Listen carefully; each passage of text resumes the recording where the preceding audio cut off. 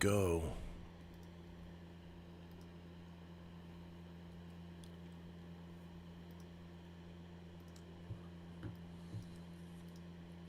Greetings,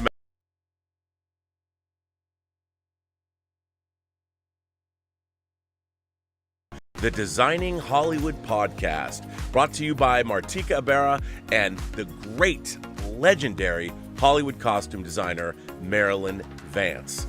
I am afforded the wonderful opportunity of co-hosting the show. If you are interested in the magic of Hollywood, the design of Hollywood, the clothes of Hollywood, watch the Designing Hollywood podcast, available wherever you get your podcasts from, or find the video version on the John Campea YouTube channel. That's right, the Designing Hollywood podcast. Why would you ever want to miss it? Especially if you love the movies.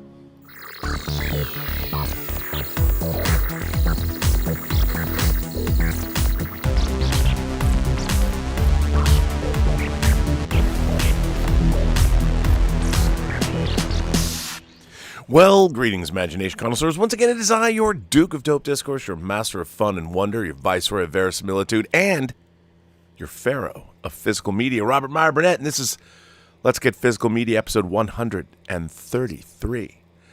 And you know, I say this a lot, but I never say it without sincerity. And I'm going to say it with great sincerity today. This wouldn't be a show. It wouldn't be nearly as entertaining as it is. It wouldn't bring you, the audience, back week after week after week unless I had with me my great compatriot, my favorite German, your favorite German, the world's most favorite German of all time. All the way from Saarbrücken, Deutschland, that apparently has a good soccer team. Don't know. Mr. Dieter Bastian. You took that away from me. I say, greetings, imagination connoisseurs. Dieter here. Here I am, Rocky like a hurricane, and welcome to the B&B Hotel for Let's Get Physical Media. And Rob, man, cover me in oil, I would say. And I tried always to leave you in peace over the week, you know. But on Wednesday, I had to annoy you again because I couldn't believe it. Like you said, we won again, Rob, against the first league team. I couldn't believe it. And I did even send you a video how crazy it was. Dude, there was partying in the Saarbrücken streets. The Germans getting uppity again. And with some GTA driving going on. It was insane. Rob, you said you had nothing to show. What are you talking about, Rob? God damn it. Look what came for you. Your leather face. Your Christmas present showed up. So you got amazing. At least this one to show, so that we start a little bit with physical media. And I have to send one back that I show because it's damaged. What? Yeah, I got the Talk to Me media book, but it's a little bit damaged here, but it's not the big one. It's split here. The media book part. It's ripped open. It's ripped open. So I already informed Amazon about it. I will get, of course, a replacement. This is the Talk to Me, one of my favorite movies of the year as a 4K and as a Blu-ray. And for me, even if I already own the American version, this was actually, I really wanted to get it because of the German subtitling, Rob. Because it's an Australian movie, for me it was a little bit more difficult to understand the slang of the people. So I would really like to watch it with German subtitles. But I have to send this one back. This is too much destroyed during shipping. So I will hopefully get another one. Talk to me. Rob, how are you doing? Are you COVID-free, my friend? I am. I'm COVID-free. You know, I've had COVID for the third time, which is good. I mean, I'm still got a little frog in the throat, that kind of thing. But for the most part, yes, I feel I'm doing well. You know, I'm going to admit something, though. I have one disc to show this week.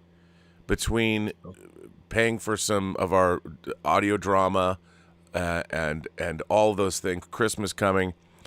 I look at my Amazon, the everything I've ordered. The last 2 weeks of physical media have been quite extraordinary, and yet, I'm a little light. So I don't know. I mean, I'm. So you put everything on my shoulders again, Rob. No. I sometimes you can't. It's hard. It's hard. You got to pay for things. I'm always trying. I'm an independent filmmaker. I'm always borrowing from Peter to pay Paul. Or I'm always one step away from oblivion. But to make things, in the audio drama, the Nathan Heller casebook audio drama, we're gonna have the proof of concept. I'm doing the final mix on Friday. I'm really excited about this project. It's interesting. We came up with this idea and proposed it to Max Allen Collins. We just started talking about it in August. And to now actually have Saturn Award nominated Todd Stashwick nominated for a Saturn Award this week. Picard got 7 Saturn Award nominations. Nice. I, of course, have won 3 in my lifetime. My Saturn Award's right back there. It's great to have it, and we'll be able to launch the Kickstarter. I don't know. We were going to do it before Christmas and make it Christmas. But I don't know. But it's been really interesting, and I'm really excited when you guys hear the final mix of the crowdfunding campaign. But that's why sometimes you gotta one day I'm gonna be able to not live on the precipice of oblivion, but it's only in the service of making stuff. So perhaps it's a little bit too far ahead, Rob, but can you tell us the minimum goal that has to be reached? Well, here's what's really interesting.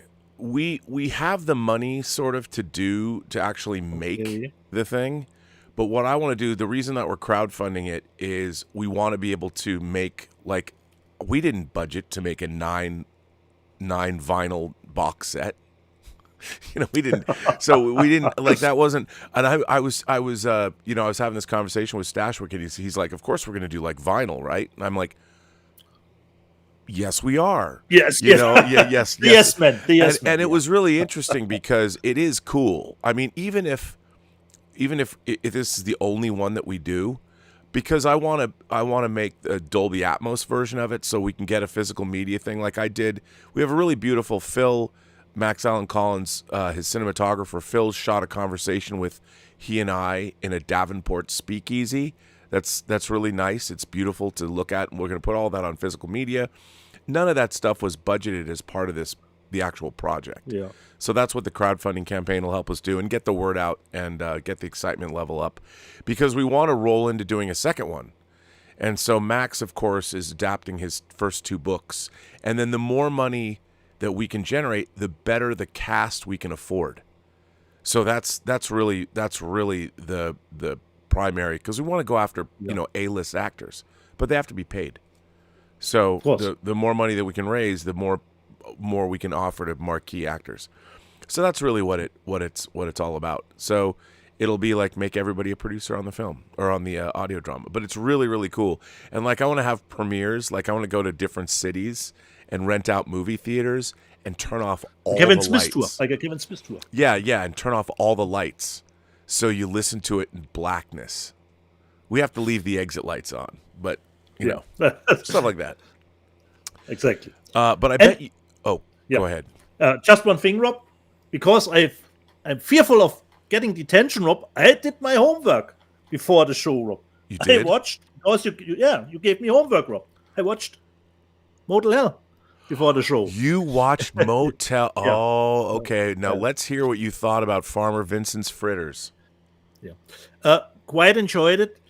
But as you said, it's always tough to go back this far, so many years. As you always mentioned, pop culture has a shelf life of 20 years.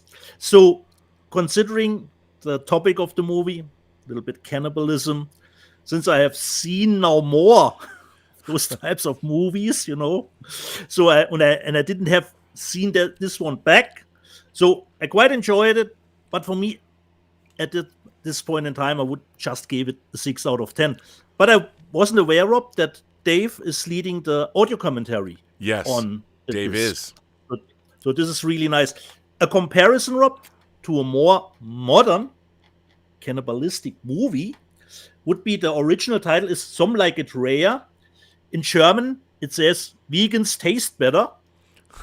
This is a French movie. Some Like It Schmecken. Rare. Yeah, exactly, Rob. Veganer schmecken besser. So Vegans Taste Better would be actually the German title. And this I watched this week too. So I had 2 cannibal stuff this week. Wow. And this I quite enjoyed. Had some Well, you great. Germans are known for your left-handed- cannibalism, so it's cool. What can I say? And it's really funny. They own a butcher shop, and then the butcher shop gets a little bit destroyed by some vegans because they're activists, And then he drives over one of those culprits later in the movie, and he wants to dispose of the body, back in his shop, and his wife, to no fault of her own, sells some of the stuff, and of course, Rob, tastes, and then people come in the shop and want to get more, and then there have to be more vegans on the most wanted list to get to the Wow. shop. So I watched two cannibal movies this week. But I know where we're getting at, Rob. Rob, King Tannic will probably be happy considering the box office. He probably will be happy. I'm looking for the box office. It's not that this weekend's box office is. It's not up yet. It's not. I can give you the international box office. Oh, okay. Is up. So here's it's kind of interesting. So Wonka opened in Germany. Did you know that? It's already played here, Rob? Yeah, it's Are you already sure? it's already open. Yeah. Okay. Did you know that? Did you? No, I think it was scheduled before Christmas. Am I wrong? Wonka Yeah. made $43 million. Oh, you're right, in Rob. 37 Here it is. markets, bro. You're my man were in right, Germany, and you don't know when a big Warner Brothers movie opens in your country. What good are you? Yeah. Come on, seriously, what good are you? I mean, here I'm For nothing, Rob. For nothing. The I'm douchey just douche. singing your praises about you're the world's favorite German, and yet you don't know Wonka Yeah, open in yeah. your market, No. bruh. No, I'm just kidding. So it was number 1 in 32 different markets. The film is tracking 95% above Paddington. So there you go. It is from the same director, I heard. Yeah. And Okay. Wonka dominated Mexico and Spain and Germany. And IMAX passed $1 billion in revenue this year. Ooh. A lot of that had to do with Oppenheimer. Yeah. of So course. that's very, very exciting. And Ridley Scott's Napoleon made $16 million in 64 markets this weekend, and it's internationally made 117, almost 118 million, and that's pretty great. So there you go. And here is the international box office. The Hunger Games has now made globally 279 million. Not bad. Not bad. Yeah. Um, It's holding on, Rob. It's holding on. Wish is now up to 105.5 million global, which can't be great for Germany, which is not so great. So Napoleon is doing all right. Let's see what else is happening here. I'm looking at as I'm. Godzilla -1. The Trolls has made 173.8 million. Godzilla's not on the international box office yet because it's only because open there are still limited releases. But they and I think added another week, and at a convention, the director said somebody was asking him about how it cost $15 million, and he said, "Oh, I wish we had that much money." So it did not have $15 million; it had less. So that's very. Paw Patrol, by the way, has almost made $200 million worldwide. Five Nights. Check this out. Five Nights at Freddy's, a movie that cost, I think, less than $20 million to make, has made $288.6 million. Insane. I mean, Jason Blum, man.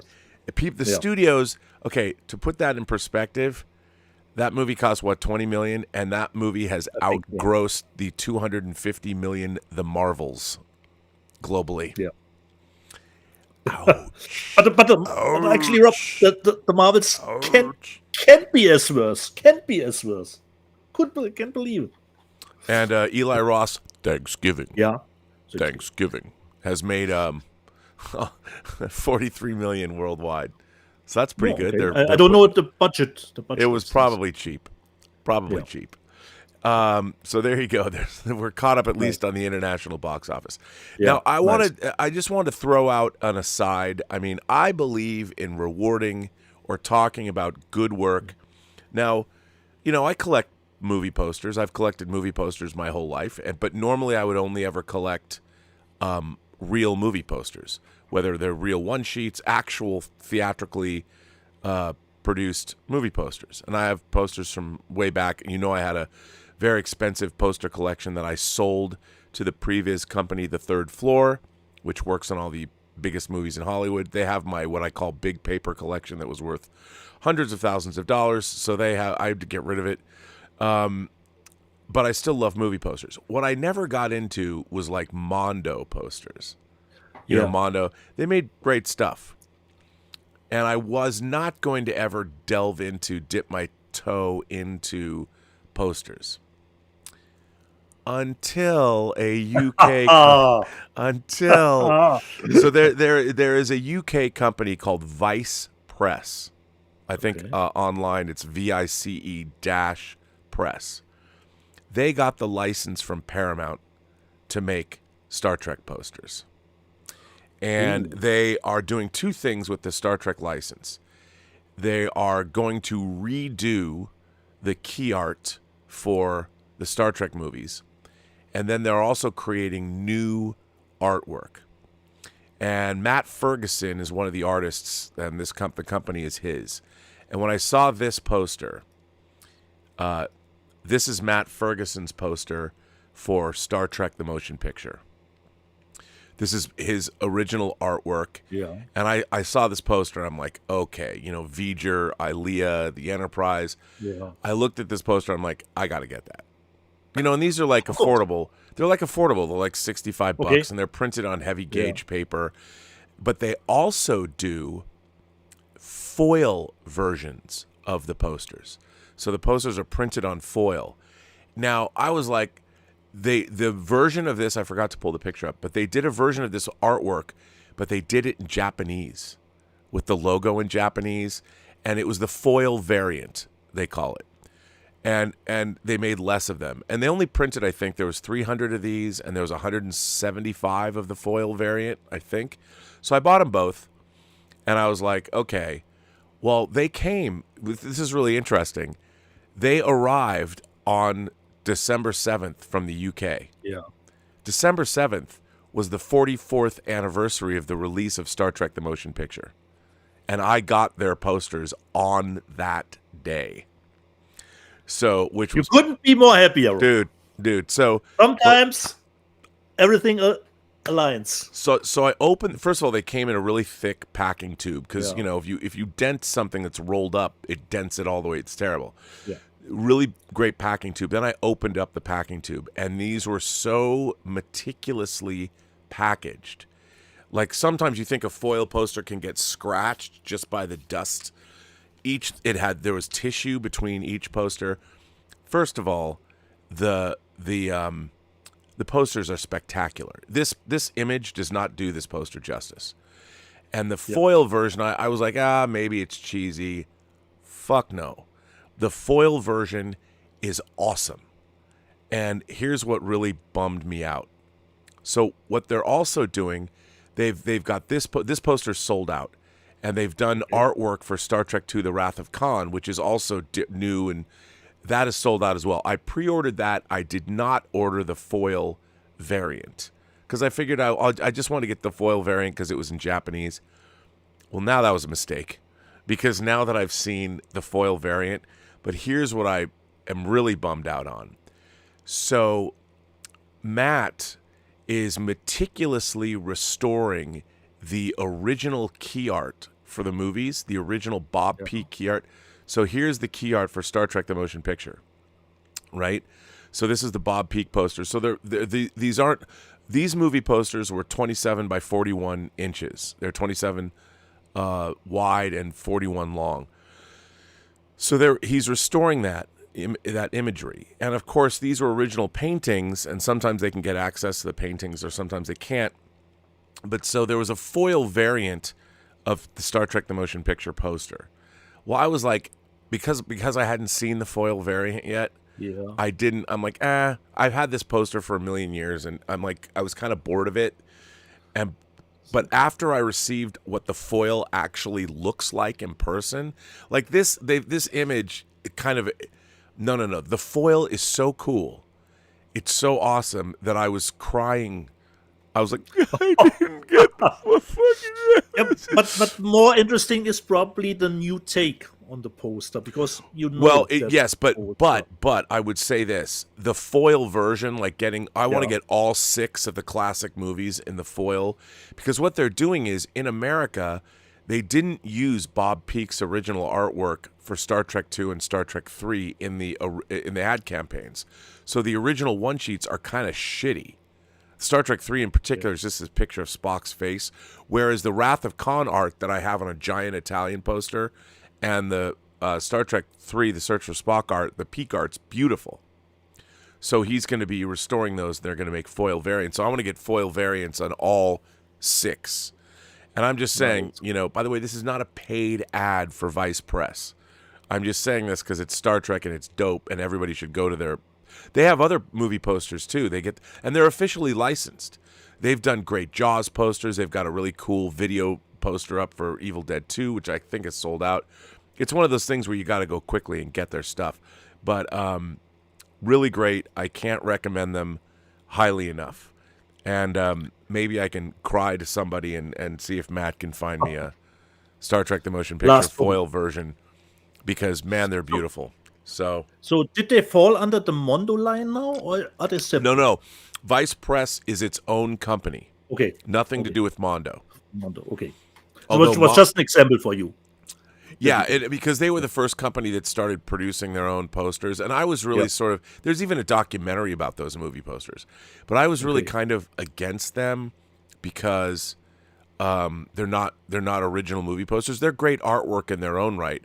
But I was kind of like, okay, you're going to release, a limited edition of these things to make them special, and I was kind of against that. I'm like, steelbooks and so. Yeah, but then Mondo's branched out. Mondo's making action figures now, and they just made their The Thing, their MacReady action figure, The Thing, the Kurt Russell, their first 6-scale, which is pretty neat. And they've been doing X-Men figures and animated Batman figures, so pretty cool.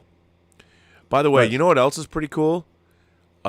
Our friend Martino Sumoni, the mad genius behind Playtrek. And if you haven't watched all of his Playtrek, his Playmobil Star Trek, where he documented the scale wars, which spread, I didn't know it was a galactic conflict until Martino stepped in and showed us, documented the scale wars in his Playtrek series, which you should watch.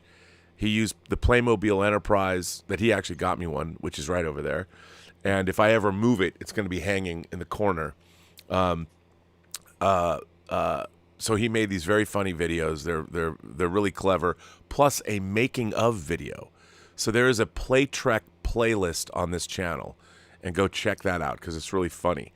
Martino, in his desire to be on the cutting edge of all things home entertainment, has sent in $100 super chat. And he asks, would we suggest Beta or VHS, because he's still trying to decide. I have an answer. Yeah, give it. What he should really do is go Super Beta, because all home theater enthusiasts know that Super Beta has better picture quality, it has better sound quality, it's an overall better format than VHS. But unfortunately, this is the problem. I have heard that because here's what happened. Sony owned Beta technology.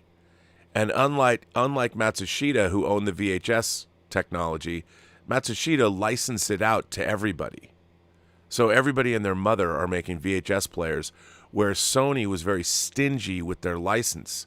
Yeah. So like Sanyo got to make a player. There's just not that many beta machines out in the world. And I think that was a tactical error on Sony's part. So, I don't know, maybe you can speak to this.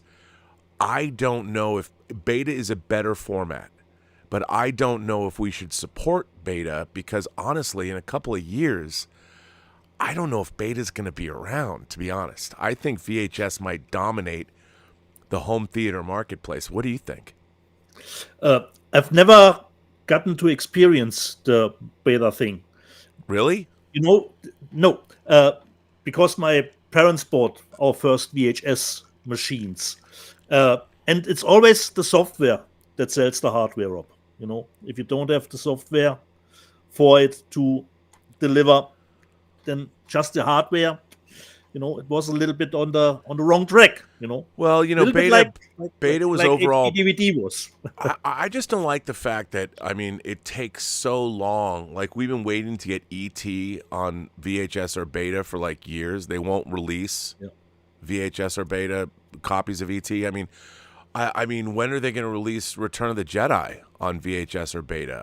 I hate to say I've got bootleg copies of them on tape, but and I haven't been able to get things like I can't get Dario Argento's Suspiria. I've got to get bootlegs of those. I hate bootleg videotapes. I hate it. But there was no way around it, Rob. Well, we can't get. I wish there was a format. I wish maybe one day they'll have something better than VHS or beta. That they'll come up with something. But right now, Martino, I guess I would say that a beta is a better system technologically, but I just worry that one day you might not be able to get beta tapes. I think VHS might be victorious because in the long run, only because Matsushita, they licensed out. Everybody's going to be making VHS players, everybody, but Sony's been stingy with their license. So I don't know. Tough choice. I would just suggest. Martino sent in another $100 super chat, and he says, "Thank you guys. I'm going. He's going to his local video store to get a super beta machine. Thanks. There you go." Well, Martino, I hope you're happy with it. One thing, the sound on super beta is so much better. The stereo sound. So, maybe one day you'll be able to get like a full-on surround sound system for the home. But right now, 2-channel stereo is great on beta. Nice. And by the way, Medicated Movie Reviews says the Gremlins 4K looks amazing. A lighting masterpiece. A lot of people complained about the 4K of Gremlins. I thought it looked great. I need to get that, Rob. I still haven't. One of my can I just talk about people talking about 4K transfers? One of my biggest pet peeves, aside from talking about politics, I hate listening to people talking about transfers of discs because most people know fuck all about it, and I hate people talking about, oh, this is so grainy. It's like, what, guys? You never saw movies in a theater because you're all like under 30. Shut the fuck up. I'm just saying. I hate it. I hate listening to people talking about transfers that don't know anything. What can you do? Well, I'll tell you what we can do is, we can dream. We'll show something. Yeah. Show something. Yes. Yeah. Show me something. Exactly. So what did I get for this week? I think we should start with a cat in the bag, Rob. From the UK. I think I saw a review on it, but I didn't dive deeper into it. With Jolie Richardson, it's called Little Bone Lodge. So looks like a nice horror thriller. So hopefully, perhaps home invasion. Don't know. Little Bone Lodge. Hopefully, it's a nice pickup. First steelbook for this week, Rob. I haven't gotten around to it. It's of course the new Teenage Mutant Ninja Turtles movie. That's a nice steelbook. I like that artwork. Yeah, totally. And it did get some nice reviews, so hopefully good time. Even the inside is pretty nice. Nice. So hopefully a new start for the 4 Turtles Steelbook. And Rob, as you probably remember, we had an actor strike, but No. probably Nicolas Cage didn't get the memo about it, Rob. If it comes to Nicolas Cage and his 3 or 4 movies every year, so probably we wouldn't even have noticed it. So I bought this one from him. We are unfortunately a little bit far ahead of this. I bought the Retirement. You know, have you watched the trailer? Looked good to me. Yeah, the views are a little bit mixed. I didn't get around to it, Rob. Hopefully, it has a lot of fun to it, a little bit enjoyable. Perhaps not to the level of the unbearable weight of Massive Talent, but hopefully good. And there's always another Nicolas Cage movie around the corner. Yeah. The new one is a Dream Scenario, I think, is playing now Yes. in the theater from A24, isn't it? Yeah. From A24 Dream Scenario. Okay. The next one, mediocre one. I have seen it, but Steelbook looked cool, Rob. Looked cool. And of course, a hit at the box office again, The Nun 2. That's a great steelbook, but this is the 4K steel book of it. And I wouldn't be surprised at all if we would get, of course, a third one, because it's been successful yet again, even pretty mediocre. The next one, Media Book, Cat in the Bag. I heard about it. Horror movie. Hopefully good, but let me just see if the language is English. Language is English, so not a Spanish one or something like this. It's called It Lives Inside. yeah, I've heard about this. Yeah, me too, Rob, but haven't seen it. But it's a media book with a Blu-ray and a DVD. And it comes with the usual media book and, of course, a poster inside it. So I have no idea what it's about. And sometimes Pierrot Fool label, the poster come, if you are lucky, with a signed poster, but this one is just not signed by the director, just the poster. It lives inside. Yes, it does. And Rob, John Woo is out in the theaters with his new movie, Silent Night. And I think we both agree the old John Woo movies are one that we are all looking forward to getting new transfers for these movies. There's one that came out in Germany. I haven't watched it yet, Rob, so I can't tell you anything about the transfer, the versions on it. Here in Germany, The Killer came out. Ooh. On Blu-ray. Now that looks like, the killer version that Hong Kong Rescue put out, that cover. I wonder if is that the Hong Kong Rescue version? No, it is as far as I dived into it, it is not.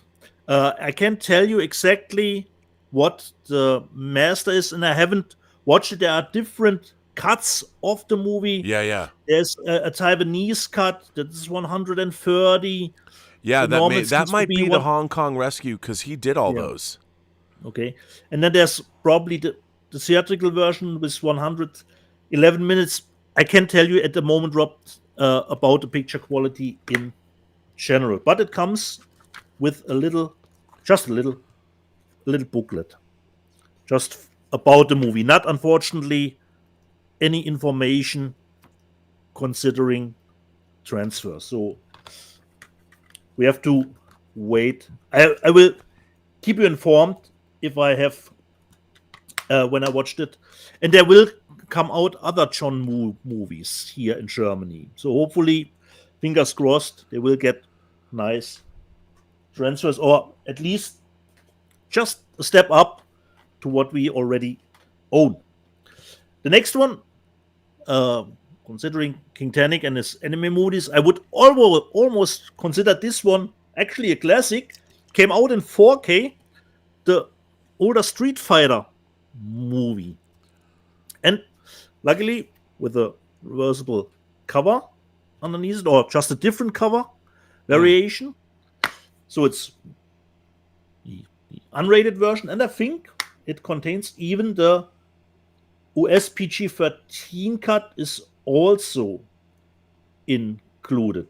Always had a soft spot for the Street Fighter 2 animated movie.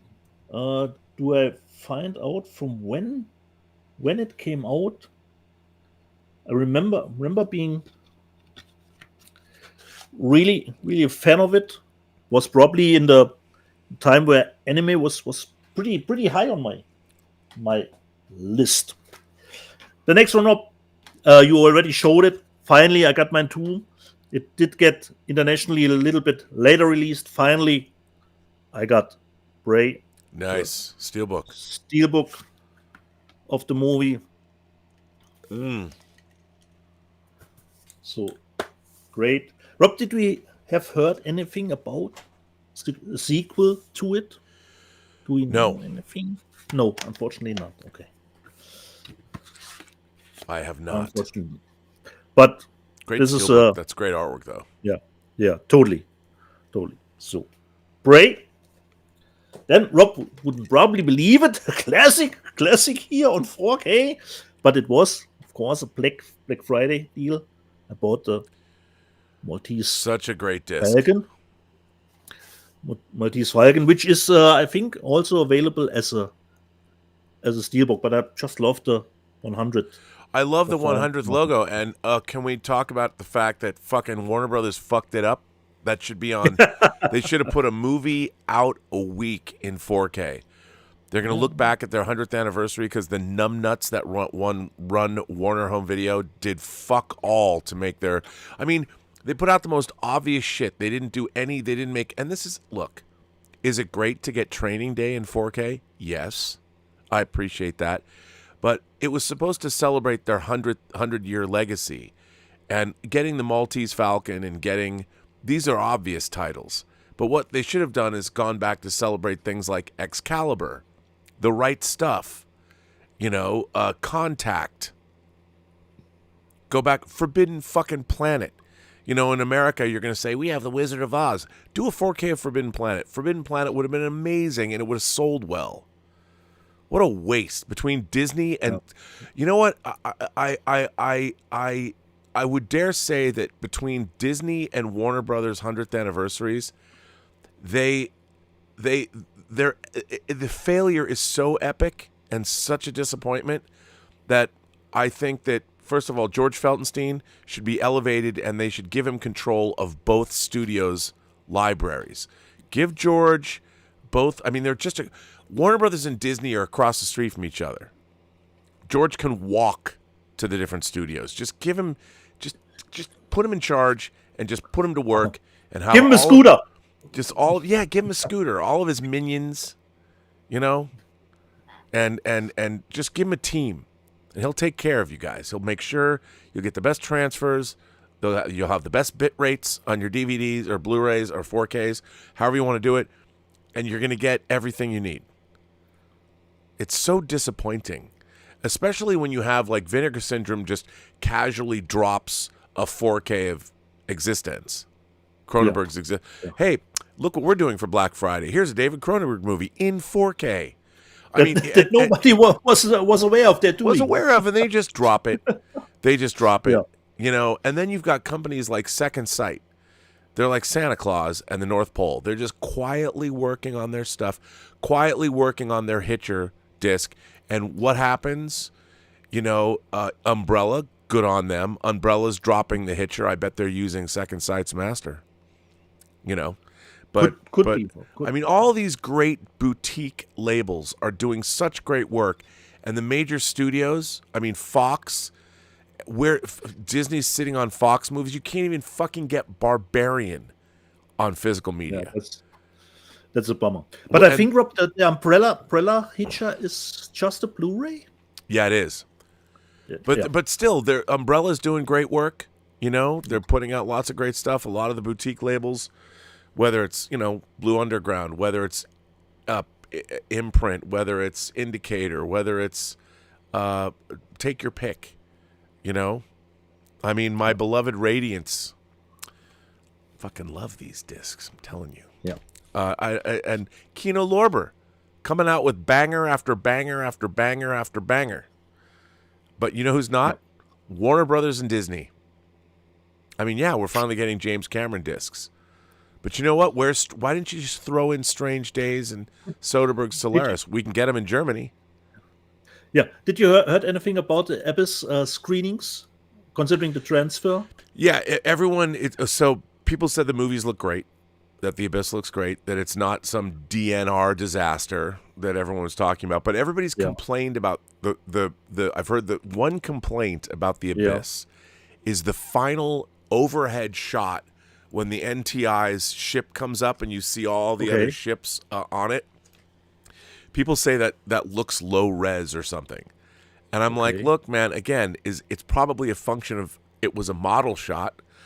The way it was done, I'm sure it's photochemical. It wasn't a CG shot, so, or maybe it was. I don't know, but that's the only thing I've heard is that final shot of all the ships in the water somehow doesn't look so great. But was it a shot from the extended cut?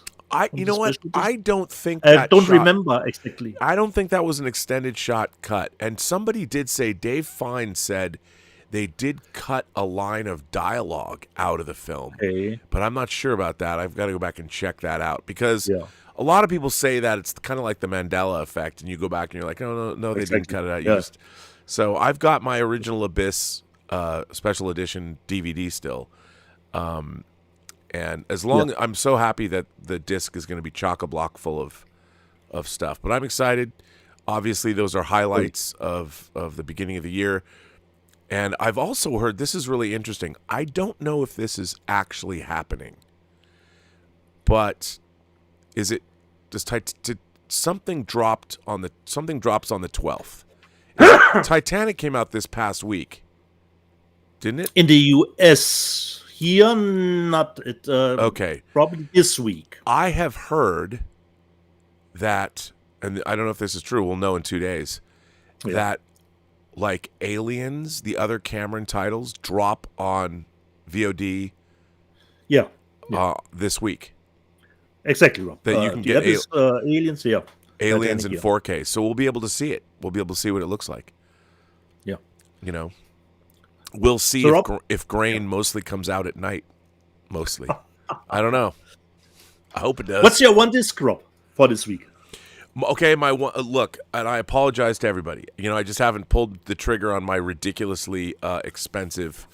There's so many between Babylon 5 and The Expanse, between Titanic, between the Picard box set that I have to get because it's got all of our documentaries on it, and all the other things, Point Break, all the shit that's come out. I haven't hit my. It's gotten so scary. I feel like I should start a GoFundMe campaign, but that would be ridiculous. Help Rob afford his physical media. Media, exactly. No. Because it's dying. It's dying. It's dying. People, it's so ridiculous. But you can't spend. I can't spend money on myself before Christmas. You know what I mean? It's gauche, bad taste. I mean, I just can't let anybody know. I just feel guilty. And there's other things that need to be paid for and all that. So the one thing I got was something I had ordered. I got this.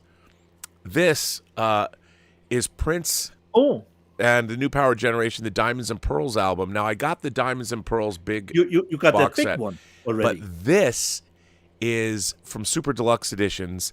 This is the Dolby Atmos version of the album. Now, if you go to SDE Shop, Super Deluxe Editions, they put out, of course, I never showed it but I also got Duran Duran's new album, Dance Macabre, on the Super Deluxe Edition. These are incredible, and I'm now going back and I'm the band Propaganda, Claudia Brucken's band. They had a new version of the band X Propaganda, and they put it out on Dolby Atmos. And my friend Clark Von Trotha, he lives up in Portland, played it for me on his very expensive home theater, his stereo system. these Dolby Atmos Super Deluxe editions are insanity. They Great. they sound beyond the beyond, and so I'm obsessed. I've got to get, but if you don't buy them, they sell out. So I'm obsessed. I've got to get the new Tears for Fears album, and I got to get the X Propaganda album as a Super Deluxe edition. So this What is the price for it, Rob? Do you know the I have price? no idea. No idea. Okay. Who cares, Rob? Who cares I mean, about the price of- I don't know, $35, $45. I have no idea. You know, this is pretty embarrassing. Do you ever look at the price of physical media that you buy? Just in general, Rob. Just in general. If it's a bigger box set, like the BFI set from The Exorcist, what is the price? Or just an example, Rob, you brought up the Babylon 5 box set. I had pre-ordered the US one, Right. actually, and then UK came announcement. UK for me is, of course, a little bit cheaper than the US Right. one. Oh, yeah. So cancel the US one, get the UK one. Well, that makes sense. But stuff like the Cat in the Backdrop, like this one, of course, this is I would say peanuts against steelbooks. Yeah, I don't want to seem like I'm just a douchebag by saying I don't care about it, but I don't. I mean, it's just like Yeah, super deluxe editions. Like these only come from one place. Yeah. And the thing is, if you don't buy them, then on the secondary market, I mean, a lot of You people can only buy them from their shop. Yes. From there. Yes. I mean, some people sell them. I guess some people get them. Some retailers get them. But I go to it's sdeshop.com. Okay. And they've got a lot of other things they sell there as well. But that's because like Bob Clearmountain, the famous Bob Clearmountain, the record producer, he does the remixing of these in Atmos. And a lot of purists would say, well, they weren't originally in Atmos. I'm like, yeah, because it didn't exist. But you have one of the great remixers of all time. And I have other things, like I ordered, there's a Trevor Horn disc coming out from them. Now, I'm a Trevor Horn fanatic. Trevor Horn was the producer who started the record label ZTT that Frankie Goes to Hollywood was on. But it also had the act that was Claudia Bruken's band after Propaganda, and there's all different kinds of ABC. That's why he remixed The Look of Love. But on ZTT, there was a lot of different bands, and Trevor Horn's 80s remixes. Like I collected all the Frankie remixes, the 7 inches, the 12 inches, all the remixes, everything that they were putting out. Seal was originally on ZTT. And so that first album and that acoustic version, I was a huge. So they're putting out a Trevor Horn disc where other artists had come in to sing songs that were coming out from ZTT. That's a new Atmos version. And then Soft Cell's Nonstop Erotic Cabaret, which is one of my favorite 80s records, Clear Mountain remixed that. So those two things, they should be coming relatively soon. But I'm getting those because they're amazing. I mean, I'd go back. I wish I wasn't really paying attention. Like sometimes when Dark Side of the Moon comes out, you're like, okay, I'll get that in, because it was originally a quadraphonic recording. Yeah. But I'm like, click. If it's something like that, I'll buy that. But these super deluxe editions, I'm sorry, I slept on them. My friend Clark was always telling me, he's like, you should jump on these, man, because they sell out and they're pretty great. And when I heard that, he just played me a little of it when I was at his house in last couple months back. I was like, my God, this is incredible. So I'm obsessed. I think I want to buy everything that they put out, and I want to go back and find all their super deluxe editions. But for them to put a Prince one, and I haven't even listened to this yet. The thing is, it's hard for me to listen to these when people are home because I play them so loud, because I play them in the home theater system, because that's where the Atmos is. I really should put up another sound system in here. just a smaller one. Yes, but in terms of price, I have no idea. Yeah. I'm just like, click. Who cares, Rob? But that's at the end of the day. If you want something, it really doesn't matter. Exactly. Like the stuff, it's especially ridiculous. for you, the Prince stuff. Yeah, I mean, it's a must-have. And like, so there's another thing that I'm building, is, like the other thing, the thing I got. So I got one of these this week. So What's this from? Fan? so there's a company called Fan Home that Okay. releases what are called Partworks sets. And Partworks sets are each week they send you, in the case of this, they send you a box a month and you get parts for a model. So Okay. I'm getting 3 different. So the Eagle Moss had the Enterprise D, the 27-inch die-cast Enterprise D, and then they went out of business. So I'd spent like $1,000 on the parts for the Enterprise D, and then they went out of business. So I had all these parts that they were never going to finish the model. So Fan Home took that over from Eagle Moss. Okay. So I was able to get my parts for that. So I'm going to get all my Enterprise D parts. the missing parts. Yeah, well, they never put them out. So Fan Home also does Partworks. You can buy things like the Infinity Gauntlet, or you can buy a Lotus, a John Player special Lotus. But one of the things that they decided to redo was there's a company called D'Agostini, and D'Agostini was doing the Millennium Falcon, a studio scale Millennium Falcon from The Empire Strikes Back. And so Fan Home, and I never got it because it was hard to get and it's huge. But after looking at it, I always wanted it. And then the thing is about Fan Home is so this is what you get once a month. So these are the parts for the Millennium Falcon. Like here's one. Now you can't. This thing's 4 feet long. I mean, it's the studio scale, so you get all the parts. Now this is so you can see like there's the metal. There's a metal frame for it, and this is just one deck. If you know the Millennium Falcon, it's one piece. So what you do is you get these packages once a month. And, But you can already begin with those. Yeah. Or do you have to wait for all? No, you together? can build it. I would suggest building it as you go. And like here's, for instance, here's the interior. So there's an interior of and the whole thing is it's got lighting stuff. Yeah. Here's more. So it'll take 2 years to get all the parts. But anyway, so there's another company out of Canada that makes modifications for this model. So to make it more accurate, and they also have more electronics because like the ramp goes up and down and the whole cockpit lights up. But they've gone even further and they've made things more accurate. Like they've added more LEDs to the engines. So if you want to buy all the modifications for this model, it's like $1,000. But so if you go to Falcon 3D Parts, this company out of Canada, and they've got like a soundboard. So this has all the sounds in it as well, but they've made the soundboard bigger than the one that comes with the actual model, and they've added more things to it and more electronics. So work those two companies in synergy together, or no?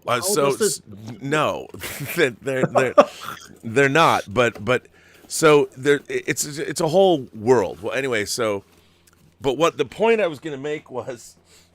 So this company makes these 3D parts, to make it more accurate, and like the soundboard, they improve the parts too, and like the soundboard, when I ordered the soundboard, I didn't even look at how much it cost.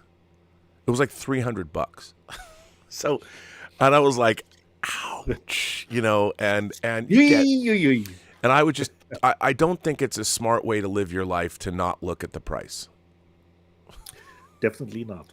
Even though considering model shopping. Even though I'm like, I don't care. Like I just want the best parts because, building this thing. This thing's it's huge.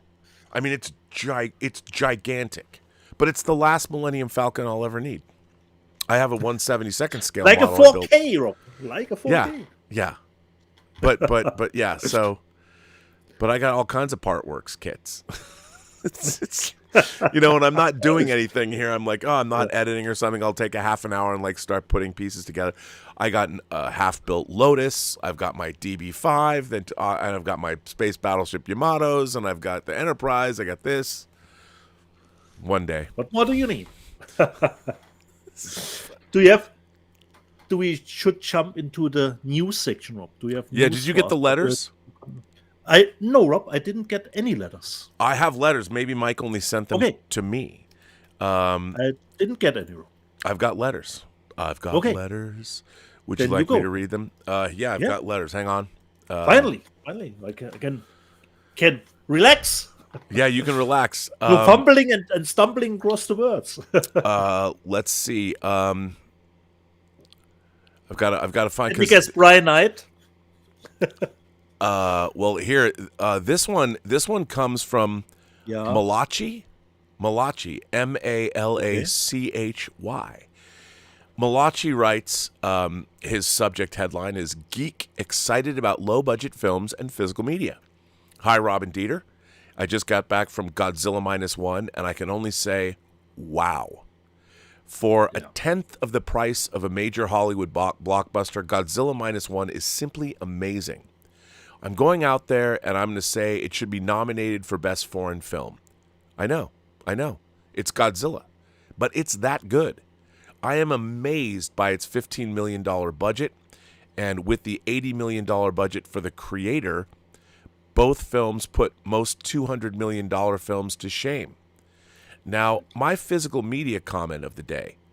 I am so happy with the comments made from Christopher Nolan and Guillermo del Toro about physical media. I wish more directors would speak out about it. How do you guys feel about what they said about physical media? And finally, my biggest surprise announcement this week was Lars von Trier's The Kingdom. That and Twin Peaks, I'm not sure which one is crazier. Live long and prosper. And that comes from Malachi. But I would say that we talked about The Kingdom last week. I have an update. So here is what the Kingdom box set looks like. It's all three storylines, three different. This is what the box set is going to look like. They just had a picture last week and announced that it was coming out.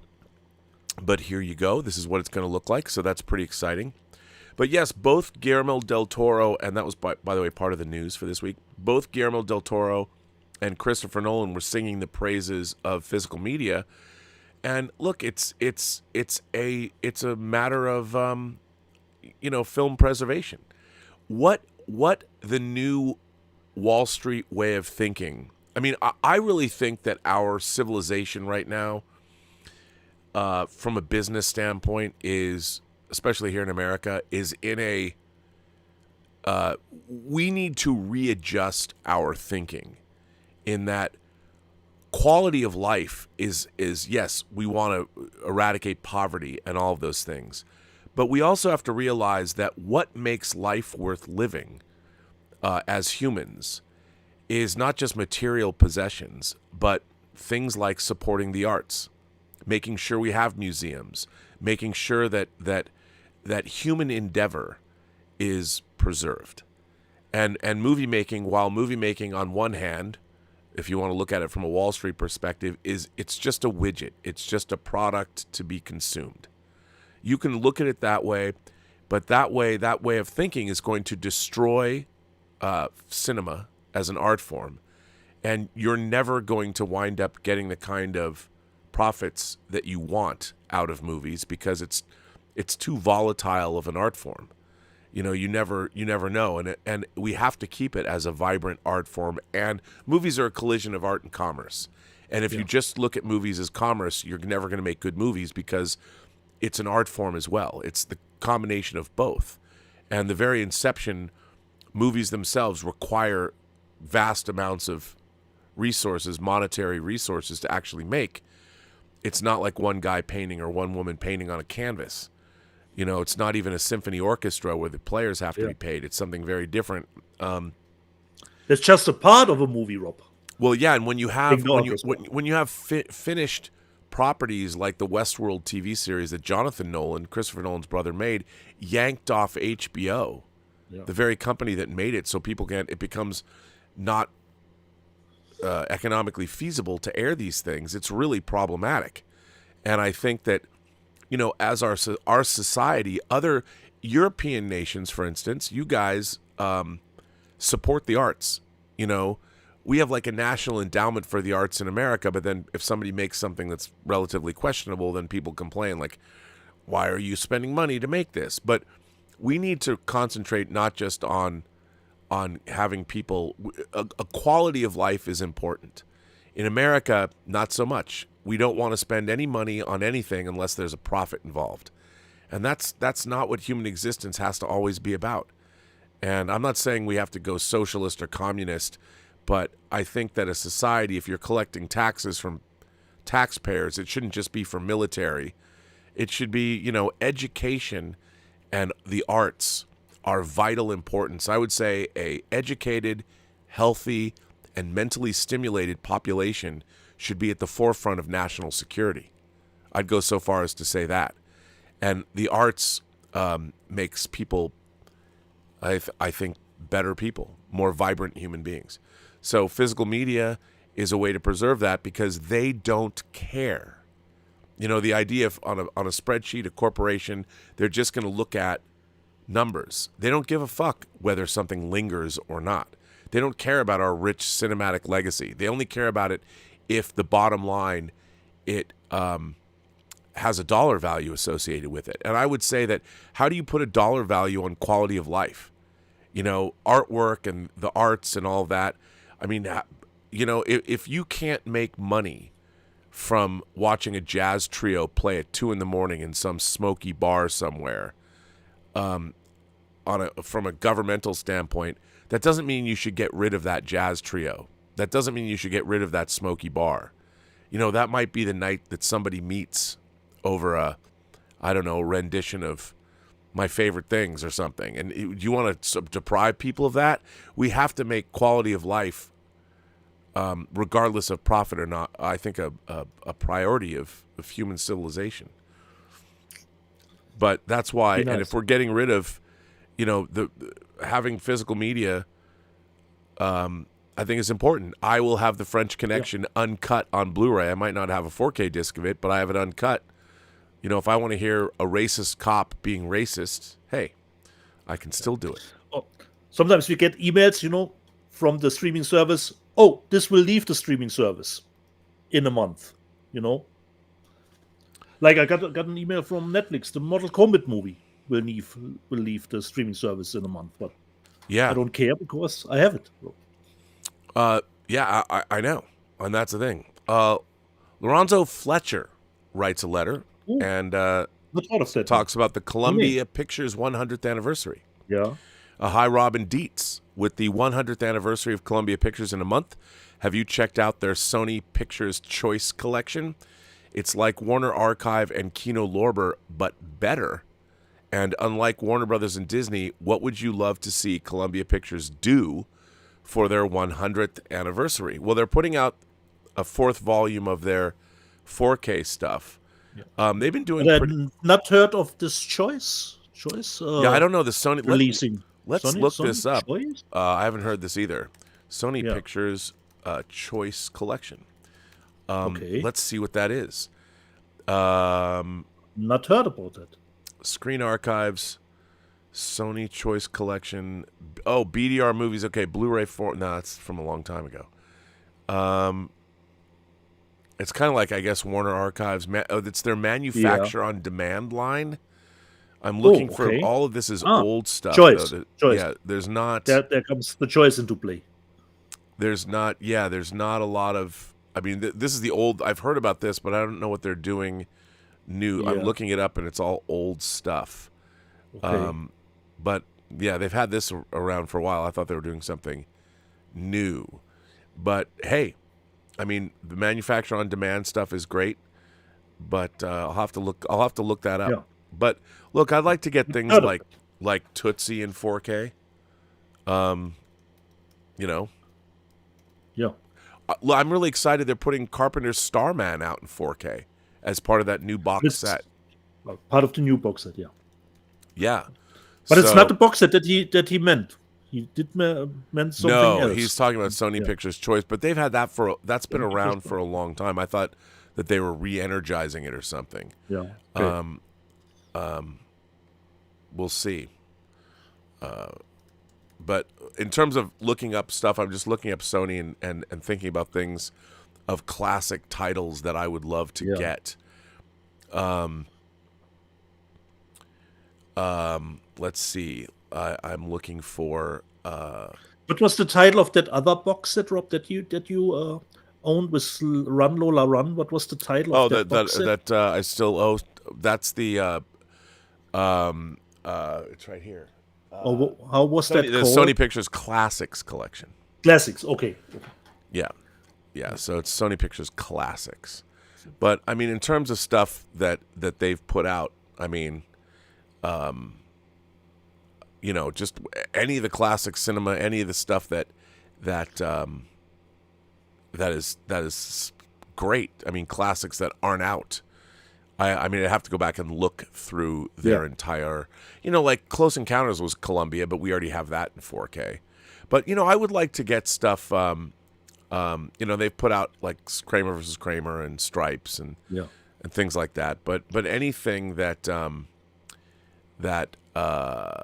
is classic, put it out. Give it to us. Yeah. And whatever that is. So I'd have to go back and look through their entire list of films. I mean, I don't know, but just a few things, like off the top of my head. Let's just look in and see. I don't know. I mean, a lot of it's already come out, but I'm looking at Sony. Like Sony, their biggest titles that they put out, a lot of that's already out, because like the Spider-Man titles and Jumanji is out.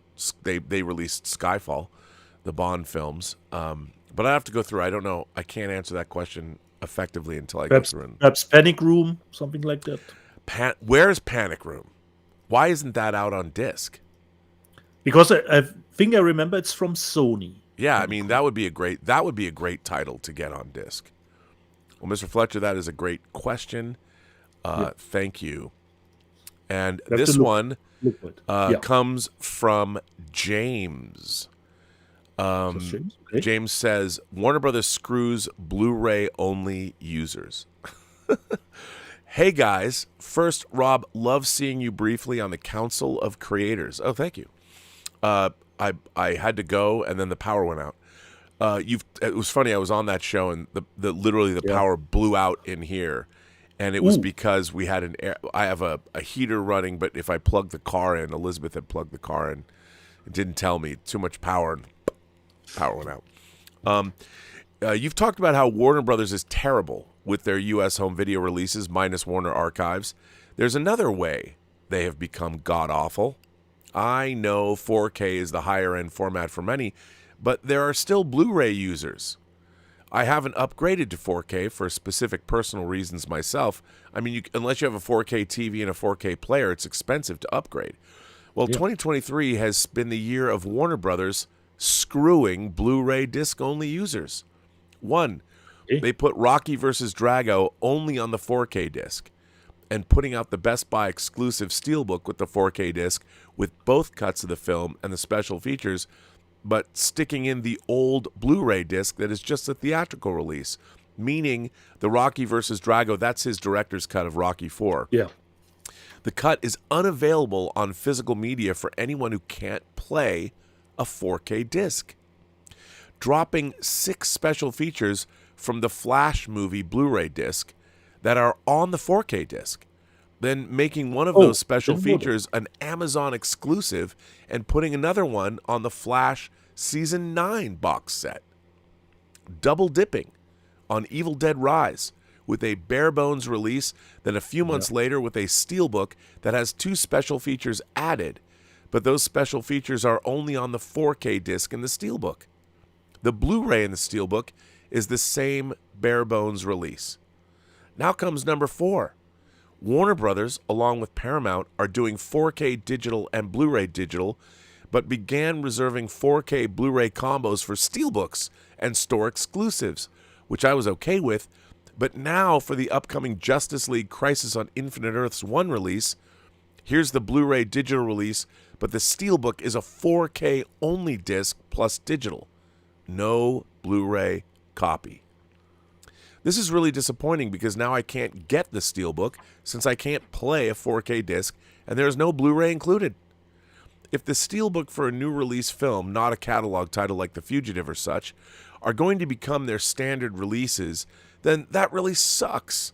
And is the next scummy move by Warner Brothers on their physical releases this year in the US and the latest kick in the teeth to Blu-ray users from Warner Brothers? I'm going to be furious if the Dune Part 2 Steelbook is a 4K disc only and not a 4K disc plus the Blu-ray disc combo, since I won't be able to watch the film without a Blu-ray disc. Packaging comes a hard second over whether I can actually watch it. Totally agree with you. I know you can import international releases, but should I have to do that for everything? Plus, while I've imported at certain times for special releases not getting a US one, I can't afford to do that on the regular movies. That comes from James. James, you're not wrong. I didn't know, Rob. I'm usually more trained the other way. I watch the movie from the 4K, but if I want to watch the special features, I have to put in the Blu-ray normally, because mostly on the 4K, it's just the movie. Not always, but mostly. So I wasn't aware that the Flash Blu-ray doesn't contain the bonus features for the movie. Wasn't aware. Because they were really, really nice, and there were a lot of special features to Flash. Considering Evil Dead Rise, they're totally skippable. They're not really worth the price, except perhaps for the audio commentary. But the featurette stuff is not really something you would be missing anything. So it's different. But the Flash stuff was really great, actually, considering the making of. But I wasn't aware that the Blu-ray was missing that. Yeah. What are you going to do? This next one comes to us from Terry Pennington Jr. Ooh, his subject headline is Yard Sale DVDs plus extras, explicit extras. Dieter. Yeah. Look over to your right. Take a look at Rob. Does he have a glaring look on his face? Look at what you're going to say. Not now, but later. Dieter, do you Germans ever have a little thing called a yard sale? Yes, a yard sale, where one can venture into one's yard while getting to do a little prying into one's life. While glancing around, so a yard sale is like somebody. You know what a yard sale is? I know what the yard sale is in America, Rob. We don't have actually yard sale. What we have is so-called a flea market more, where like people, if somebody's moving or something, they don't just like put up a sign or go out in front of their house and sell stuff? Actually not, Rob. Actually not. That's really? Not really done here. No. Not really. Wow, that's that's okay. I didn't know so that. Yard sale is really something, for me, I would say more America specific, Wow. You could sell on a flea market. You can sell all stuff that you want, Do you know if you have a flea market, do you have to like sign up to go to a flea market? You have to at least drop. I was not on a flea market, but I think you have to pay for the stand, Right. Okay. And the room. So it is a little bit perhaps organized, but it comes with a little bit of little pay. cash. Okay, good to know. Look at cultural. See, you don't just learn about physical media; you learn about cultural differences here. But yard sales in general here is actually not a thing, Rob. Perhaps we don't have as many yards as the American people could be. Yeah, that's good to know. Well, okay, but so he's talking about a yard sale. Yeah. While glancing around, you just stumble onto a DVD collection or maybe even old VHSs. Yes, even old school VHSs, or maybe, just maybe, a beta or a laser disc. But one never knows what one will find. You may come across a season of Star Trek or the Beverly Hillbillies, but on rare occasions you might even come across a copy of 50 Shades of Grey, along with the book, sitting next to a brand new bag of golf clubs. You can even get a deep discount with the hole-in-one if you negotiate or flirt really good. Just kidding, Dieter. Maybe. One last thing, you just might get Rob to dress up as Jennifer Lawrence if you entice him with a hot toy of Burt Reynolds dressed in a chicken outfit holding a banjo while wearing his Smokey and the Bandit hat, but only if you can get Rob that hot toy. Cheers. Well, Terry, I want to thank you for that letter. It's led to a greater international understanding between Germans and the United States, which I think I have to get not his normal Blu-ray that are sitting here. But I waited on the Texas Chainsaw Massacre. Now I can make the package ready. And don't forget Planet of the Vampires and Phantasm. Yeah, I know, Rob. They are already over there. Okay, just checking. They're all waiting here, Rob. Just and you're checking. Dance with the Dragon, you know, the VHS tape, the last ring. It's yes. Dance with the Dragon here, the German. The last show enough. And you're show enough, exactly, Rob. And a Korean movie that somehow I remember gotten double. I don't know. It was a mistake, so I got the movie a second time. That you will get to. That's most excellent. Okay, those were the letters. No Brian Knight letters. Strangely. Well, maybe maybe I just haven't. Mike hasn't sent them on to me. Who knows? Yeah. So Rob, since you did do the letters, should I do the live chat? The floor is yours. You can take a pee break, Rob, if you want to. So, previously on Let's Get Physical Media, Peter Cunnington, there's a remastered concert coming to theaters of Queen from Montreal, and hopefully as a Blu-ray later too. I think I got it on DVD back in the day, but I'm not sure anymore. And Peter Cunnington says, because we talked about Godzilla -1 last week a lot, I really want to see Godzilla -1, but it's not playing in my town. Hopefully it will come soon. As far as I know, the UK has to wait one week for Godzilla to hit there. Jamie Cruz, Godzilla on IMAX was fun. Xavier Phoenix, it is easily my favorite Godzilla movie. And Roman Chopper, greetings from Warsaw. Watched Godzilla yesterday. What a marvelous film. Brogu, great Godzilla movie. Altmetall, do I have to watch anything before watching Monarch? Rob, help me out. I would say not in general. If you want to watch Monarch, it would be, of course, helpful to have watched the monster movies, but in general, you don't actually need them. I would say. No, I would say that's correct, because really, Monarch is a creation of the American MonsterVerse, and so actually, Robert, it would probably be better to start with the series and then go into the movies. Yeah, I would. Yes, I think so too. Yep. Yeah. So I better you can start with the series without having seen the movies. X-Layer, Dieter is right. Oh, I'd like to read that. I saw Green Lantern. I'll be the judge of that. Yeah, I saw because I said changing your mind on a movie last week when you watch it a second time. Dieter is right. I saw Green Lantern in the theater and hated it. Then I saw it on digital years later and hated it much more. It can go even down, even more down than it actually was. Channel Surf. We are looking forward to seeing Godzilla in the theater again. It is the best Godzilla. NDH. I tried watching Oppenheimer again after being less than impressed with it at the cinema. Made it through 30 minutes and gave up. Overrated. And even Altmetall says, I'm with you, NDH. Oppenheimer is simply not my kind of topic. Okay. And Altmetall says, what I like about Godzilla -1, that people are finally getting into the Japanese culture and mentality. They are making great movies in the Far East, especially Korea and Japan. Played Out. Speaking of Beyonce, Rob, you brought up the international box office, but Beyonce is not playing internationally, unlike Taylor Swift. Yeah, and the Beyonce movie is not doing nearly what Taylor Swift's film has been doing. Okay. It has dropped, so it has dropped a little bit. Yeah.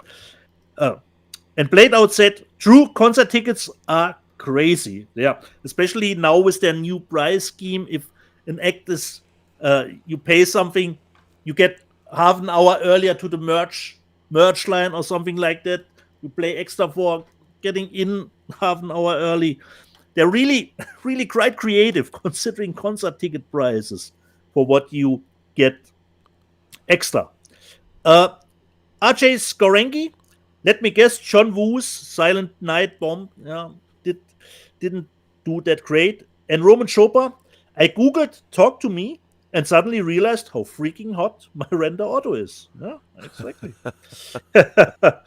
uh, Peter Cunnington, speaking of Godzilla again, where I live, it only playing on the weekends. It was the same here, Peter. We only had 3 showings for Godzilla -1 last week, but there were some new showings actually added. Brogu, Toho only spent 15 or 16 millions to make Godzilla. It's going to make a buttload at the box office. You hear that, Hollywood executives? Timmons, just don't mention Godzilla 1998, the Roland Emmerich one. And Rob, you told me, I wasn't aware of that the Godzilla -1 director did return. And Almetal says, I already wait for ages for a Blu-ray of Returner. Me too, Almetal, because the DVD is really, really a tough watch considering the picture quality. They really would have need to do a new master. I actually have a Blu-ray, I think, of the Returner, but it's just a bootleg from the DVD, so nothing really really worth owning considering the Returner. It's funny. I bought an international. When I first bought Returner, it was when I was working on Superman Returns. I believe it was. I bought it in Australia in 2005, I think. Could be, Rob. It was still the DVD days. Yeah, certainly. Great movie. And glad you mentioned it. I didn't go to the IMDb to see what the director of Godzilla -1 had done. He also directed the live action. I mean, I've talked about this before. Yeah. But he also directed the live action space battleship Yamato film, Star Blazers, that came out in 2010. And which, if you like Star Blazers, I don't like what they did to the Gamelons, but it's not bad. And there's some really cool effects. It's really cool to see. The live action. You can already see his background considering the visual effects. Yeah. And working on a large scale canvas. So that's cool. Yeah. Reese Mack and -1 only cost them 50 million to make as opposed to 300 million plus by other movies. Exactly. Creens 4. Napoleon flopping is a surprise. The box office is so unpredictable right now. That's why I always love to talk with Rob about it. What is doing well, what isn't. Because at the beginning of the year, if one would have told me Barbie will be the most successful movie of the year, I would have called him crazy. But here we are. Well, I mean, here's I like to speak to this because there's a lot of talking about Killers of the Flower Moon and Napoleon that are both Apple movies. Now, if you think about it, Netflix, which is a subscription-only service, will make a movie like Red Notice for $200 million or The Gray Man for $220 million that has no box office. They're just putting it on their streaming service. And their only source of income is their subscriptions. Whatever they're getting for subscriptions, that's what money they get. Now with their ad tiers, they're making more money from ads. But when Apple makes a show, you have to understand that the economics that Apple is looking at, their business is not making movies. Their business is selling computer products. They're selling their tablets, they're selling their phones, they're selling their computers themselves. So, and their business is booming. Their business is booming, and they're an incredibly well-funded company that is they're one of the world's biggest companies, if not the world's biggest company. I don't know. So when they spend money, $200 million on Killers of the Flower Moon, that's like when Netflix spends that much money on a Dwayne Johnson movie. Now, that Dwayne Johnson movie's never going to the movie theater. Now, when Apple spends $200 million, it's a drop in the bucket to them. But they're looking at it, and I don't know what I don't have Apple stock. I don't know, but their economic model, they don't need Killers of the Flower Moon to succeed at the box office. They're releasing it at the box office and making whatever that money they're making is icing on the cake.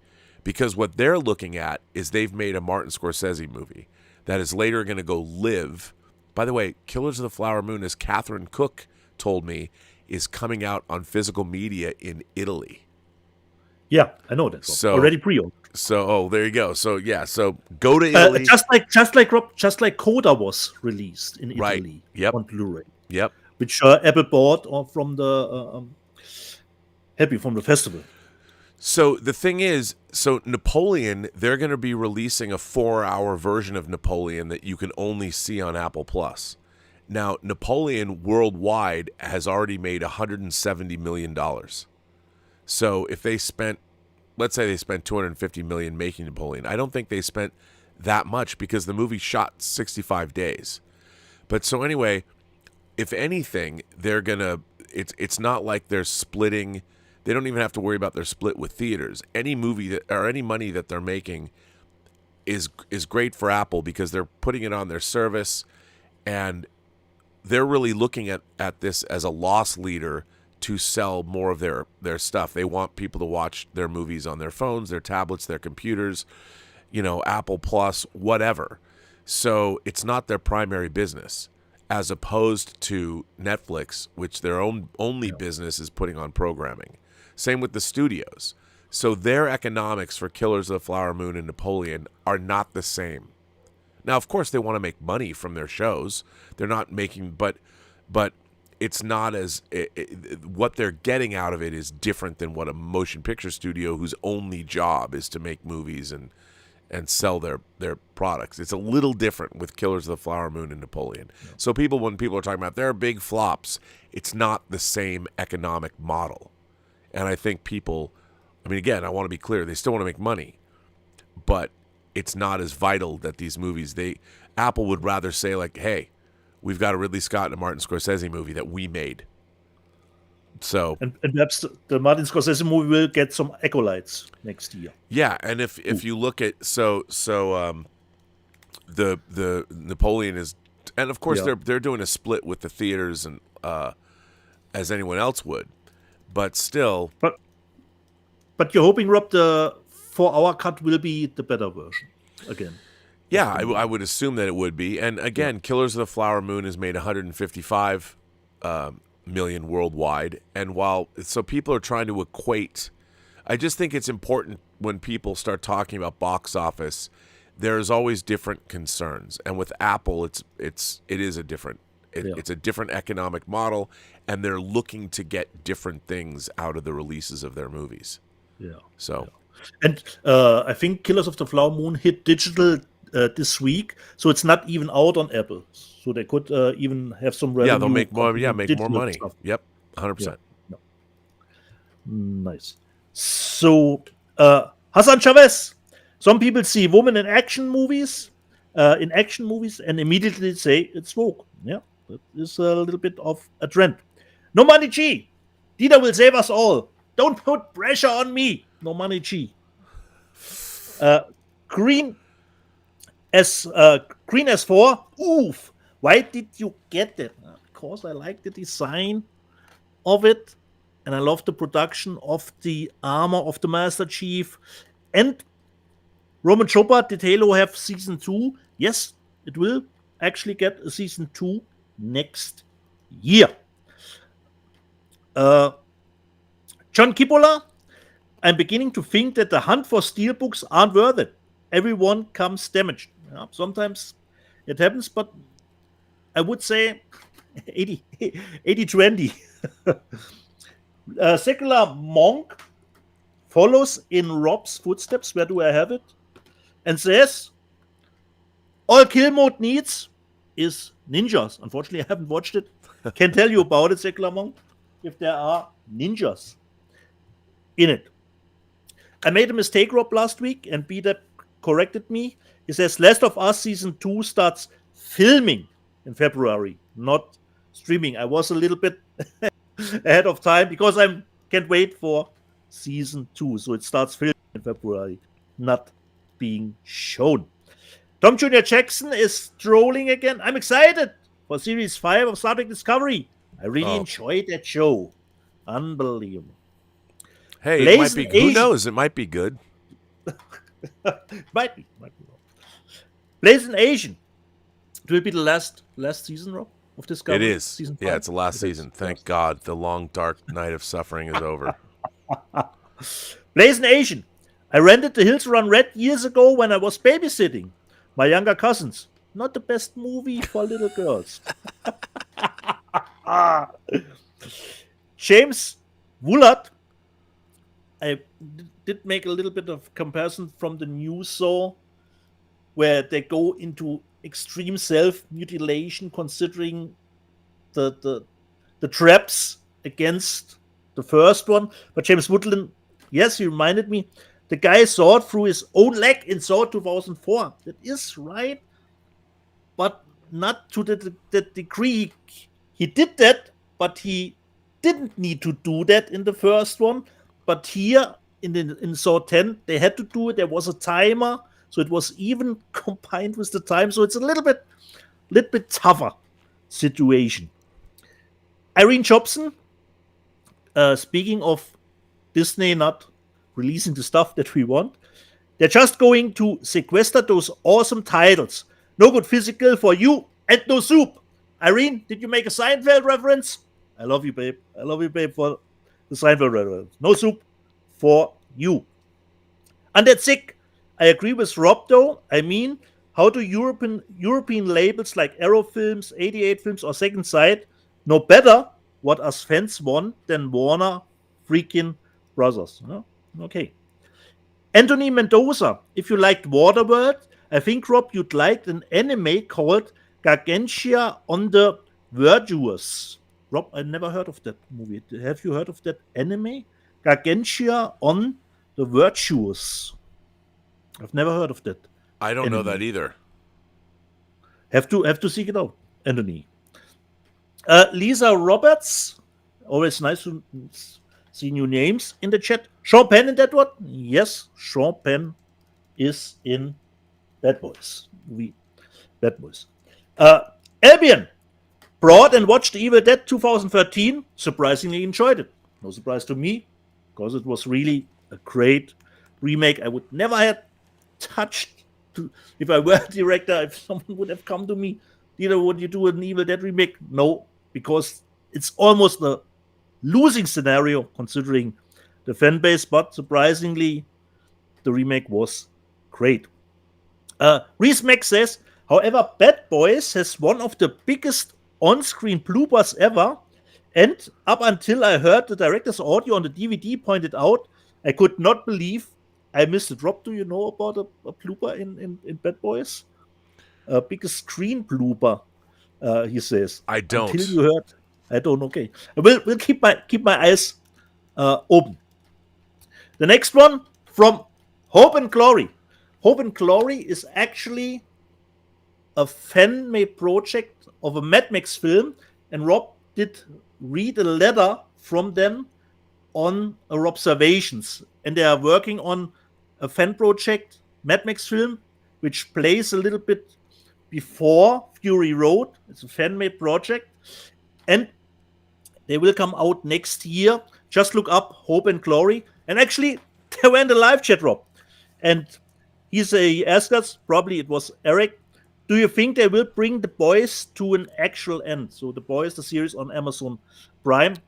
Actually, I hope not. I hope the series will go on forever if they can keep the quality up. Considering The Boys, Rob, and you are more into the comic stuff, is the comic series, is there an end in the comic series? Do you know? I mean, I think they're going to have to end the series somehow. Yeah, but I don't know how, Rob. I don't know how. I don't know either. I mean, I think with the death of Homelander, probably. Ooh, yeah, because without Homelander, you can't do the show anymore. It just wouldn't function. Admiral, I finally watched Silo, great show on Apple Plus. It's great, and I enjoyed it very much. Exactly. Another great literary adaptation. Ooh, nice. Blazing Asian, I feel like Oppenheimer and Barbie were anomalies that hit lightning in a bottle with the marketing. Godzilla -1, on the other hand, definitely take note. Jack Core 22, I love the show, guys. Thanks for your time. And thanks for you, Jack, for watching. Roman Chopper, I missed 2 TV series not extended, The Orville and Counterpart. The latter is probably the best I've seen over years. I always heard good things about Counterpart, but I didn't get, unfortunately, around to watching it. I hope it was at least somewhat close, not with a deadly cliffhanger. Blazing Asian, Dieter has a strip hole. Oh my god, yes. He does. I can see it in the background. I salute you, Dieter. I salute you, Blazing Asian. And all you have to do is subscribe to Dieter's OnlyFans to watch him use that pole. The Alex Sorba says, Dieter put in the strip pole for when J-Law comes to visit. I don't know about that, Alex. Do you know more than me? Marco, finally watched To Live and Die in LA. Gave me a lot of GTA 5 vibes. The motorway scene is very synonymous of my driving in that game. Great. And Irene Jobson gives us her ranking of the Lord of the Rings movies. 3, The Two Towers. 2, Return of the King. Number 1, Fellowship of the Ring. Len McIsaac says, you showed it last week, Rob, from, I think, was it Warner Archive? Emerald Forest is Avatar 1.0. Brian Sillett, Rob, have you watched Dead Man's Shoes yet? No, probably Rob will wait for the second side release. Yes. Of the movie. I have seen it, but it's really back in the day. My memory is sketchy on the movie. Irene Jobson, Monster Squad is a classic. Albion, Columbo, Rob showed the box set. Columbo Memories of Being a Kid, and Starsky and Hutch. Monk, which I at the moment watch, is one of the most fun series I have ever watched. This came from Adventure Square. Demons, that's not Deed's stripper pole. It's his bed pole down to his dungeon. Exactly. And Bill Barkley says, Deeds, where it is, here. Deeds has certainly stripped some of his physical media down to the slipcase. Exactly. Joey Johnson, if Deeds says it's good, I'll watch it. Although I know how he can be with his cats in the bags. So it's still a gamble. Adventure Square. Wow, I realized, I showed it last week. I saw The Child, the Korean movie, at our festival this year. It was great, and there's supposed to be a sequel in the making, according to the director. The director should first do The Witch #3 before he does a sequel to The Child. I want my trilogy finished, so The Witch #3 first. Victor Fontaine, Laugh Out Loud, The Fast X 4K fell to $8, so I threw it in the cart. Transformers Rise of the Beast 4K was another one that dropped to $8. Got thrown in the cart. Not bad purchases, Victor. Not bad purchases. The Alex Sorber. This is really important. Unfortunately, it doesn't work for me. You don't have to buy everything, man. But you should buy your favorites or the ones you can't live without, if there are any. Exactly. Altmetall. The cheapest Black Friday is simply to buy nothing. I always go in that. Altmetall. I won't buy anything on the. That is. Nice price reduced. Okay. That's always my take. I go into. Don't want to buy anything. Len McIsaac says dual sound mix was ruined. For me, the new sound mix that I heard, the Dolby Atmos mix, for me it was great. So I don't know what the deal is with that. Irene Jobson. For some reason, when I sent my husband a list today for the store he didn't buy, the duct tape, the shovel, the 45-gallon barrels, lye, rope, cinder blocks, bleach, and heavy-duty trash bags. Strange. What did you have in mind, Irene? What did you have in mind? Albion. Never understood how DIETS knows my real name, Mark. Yeah, I know. Your name is Mark Albion. I reached out to the CIA, to the Pentagon, to the Infernal Affairs. No, you are following me on Instagram with the same profile pic. And if you're not lying on Instagram, your name is Mark Albion. Simple as that. Enrique Cavada. Martyrs was awesome. It was a first time watch for me, and that is nice to read. Speaking of books, Rob, to help out people considering filmmaking, Thilo Grimm says, check out The Art of Film Editing by Michael Ondantier. Yeah. Do I say that correct? Is that correct, Rob? Yeah. Well, I don't know if that's how you pronounce the name, but yeah, that book's good. Okay. Rob did pull out of me the name of my mother, Rosemary. I admit that. So DIETS is Rosemary's baby. Actually, yeah. That's true. Oh Demenz, my- DIETS, the discount version of Arnold Schwarzenegger. Mr. Cage, hi Rob, hi DIETS. I have been following you for so long, but this is the first time to say hi to you live. You are the best guys. It goes down like oil. We talked a little bit last week about Predator and what predators are doing at their home planet. Nalbetal reminded us, but otherwise, AVP2 is scrapped. Nalbetal, I don't know how can you shoot a movie this dark. Rob, help me out. Why is AVP2 shot almost completely black that you can't see anything with that movie? I don't know, but I do like the opening of. Yeah. I like the opening on the Predator homeworld, where you get a glimpse. But this is really Rob, probably one of the darkest movie I have ever known. AVP2. Maybe they're trying to. If a movie's dark, they're trying to cover up its maybe their lack of budget. Yeah. The Richards. Motel Hell is a classic.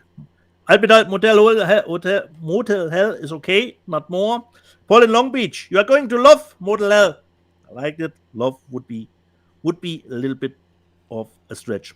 GA. Amazing how Rob knew that off the top of his head. GA, that is one that always surprised me, considering I'm following Rob like most of you from the Collider days. And then he started his own channel. And I was always surprised you could ask him almost anything. If someone would ask me, Dieter, what about the new Gundam model? I have no idea about the new Gundam model. But really considering Rob, you could ask him really almost anything. He doesn't know everything in detail, but mostly to everything he has some knowledge, and that for me is actually insane, Rob, your knowledge, considering anything, be it models, be it Japanese stuff. And even I always remember, Rob, my first super chat to you where I thought, now I will get him. Now he does only know Star Trek stuff, And ask you in a super chat, do you know the Japanese movie One Cut of the Dead? And of course you haven't seen it, but you knew about it. So. Well, I mean, the answer to that question is I try and stay abreast of, like, I love movies. So, and if you're talking about genre cinema, whether it's horror, I mean, there are things I don't know. Like my knowledge of Japanese or Asian action cinema in general is limited unless I've delved into it. Like there's a lot, and I know I'm finding out more and more, like as I watch more Korean movies, or and when Korean movies like 20 years ago when they started to come up, and when movies like The Host or something, and then I became more aware of it and would delve more into the history. But like what 88 Films is putting out, a lot of those movies I've never seen, but I'm aware of them because I read about them, and I would rather have, even if I haven't seen something, I try and give myself a working knowledge of what it is, because one thing leads to the other, and you never know where things are going to ping pong around. And it's like, you know, the thing about being a fan, being an imagination connoisseur, it means you by definition have a thirst for this kind of thing. And what's so great now with the internet is like, look, I've liked spaceship models since I was a little kid. But when I was a little kid, the only spaceship models you could get were models of the actual Apollo program stuff or Mercury stuff or Gemini stuff. Or you could get, like when Star Wars came out, there were Star Wars models. But there wasn't very many. Like you could get the Seaview and the Flying Sub from Voyage to the Bottom of the Sea. But now there's spaceship models from everything. And there's companies that make 3D printed parts. And when you want to just do a cursory, if you want to spend a couple hours on the internet just looking and seeing what's out there, going, ooh, look at this, and ooh, look at that. I might not buy it, or be it's not something I would necessarily be interested in, but I'm interested to know that it exists. So to be like, oh, I would never buy that model, but I know where you can get it, and I know it's available. And it's just for its own sake, just to know that somebody made a model of this. And now with 3D printing, there's all kinds of cool stuff out there to find. So the same is true of movies or I just think you have to cultivate a desire to have a general interest in stuff. And it just makes life more interesting. Instead of just, I'm going to go look at some more porn on the internet. I can be like, I'm going to go find 3D printed 6-scale Star Trek furniture. Like, can you get a navigation console? Well, it turns out you can. You can find anything. Not surprised at all. Yeah, and you never know what you're going to find out there, and that's why it's so interesting. And that's kind of what I do with whether it's books, whether it's movies, anything to do with the art of being an imagination connoisseur. Music interests me, all of it, and so that's where the broad base of knowledge comes from. Like I don't read many comics anymore. All my comics, I'm going back and buying omnibuses from the 80s or 90s or even earlier. But modern comics don't interest me unless I'll read something and be like, oh, this sounds interesting, and then I'll go buy it. I still keep up with modern comics, but I don't read them anymore because there's not a lot of modern, especially from the big Marvel and DC, superhero stuff that interests me. Yeah. But sometimes then when I'm like, ooh, the Jonathan Hickman X-Men run, I'm like, I love that. When I read House of X and Powers of 10, I'm like, this is great stuff because somebody finally figured out a way to make the X-Men interesting. But I think we owe it to ourselves to stay interested and engaged in all of this stuff because there's still great, really interesting stuff getting made all the time. So never stop learning. I don't know the context anymore of which he was referring to, but he just said, "GA, amazing how Rob knew that off the top of his head." The Alex Sorber, shiny Elfschick, nice. Alpina looks Vulcan to me. Yeah. Unfortunately, I saw the movie. This is an Indonesian movie, and it is a comic character. And they did one, I think, a movie 3 years ago, which was called Gondola. And this is actually, they're trying to build their own MCU with this stuff. It actually started pretty decent, but a little bit came off the rails in the last hour. And she's actually not an elf. This is actually more of a not a bracelet, but it's actually more jewelry. It's looking elvish, but she's not really elvish descent. And Admiral Terry Tiberius Morg, you brought super chat up last week already, but thought I put it out again. Thanks for loving on the croupier, because I have pre-ordered it myself now. What a fantastic movie. Got a hold of the limited 4K edition from Arrow for a cool £15 in Black Friday. Rob, this was the live chat from last week. Well, speaking of super chats, we got people firing in some super chats. Okay. And let's get to them. Let's see what's going on. Yeah. First of all, Sheriff Carl, up in my hometown of Seattle, Washington, Siwa, in the PNW. Sheriff Carl says, dudes, I just found out that an old pal from Seattle has been working at Warner Archive, supervising restorations. Okay. A lot of what he tells me is right in line with what you're always saying, Rob. Anyways, I thought that was really cool. Physical media is metal. So I forgot to put myself back on screen going, physical media is metal. So there you go. Well, thanks, Sheriff Carl. That's interesting. I'll ask George about that the next time I speak with him. But yes, I try and keep things on the up and up, like what I've heard and what I know. And if I'm going to be critical, and by the way, if I met the people that work at Warner Brothers, at Warner Brothers in terms of their home video division, I would say this to their face. I wouldn't make it personal. I can, I don't know their names. So, but I would say to them, I'm like, look, you guys are dropping the ball. And they would tell me that we only have so much money that we can use because the company is deeply in debt. We can't do what we want. And that's fair. That's very fair.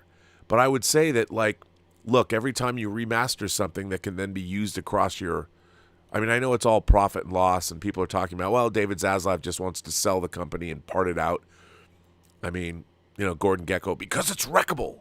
It's so interesting to me that, like, a movie studio isn't concentrating on their primary business, which is putting out their movies. Yeah. In various forms, but what can you do? This is an interesting one. 5 Dot Toast says, I'm generally deeply skeptical of a 4K transfer reviews of 4Ks that are mastered in HDR10.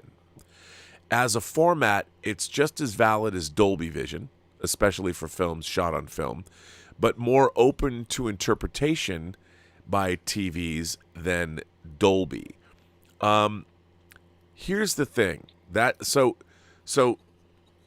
this is a really interesting point he's making.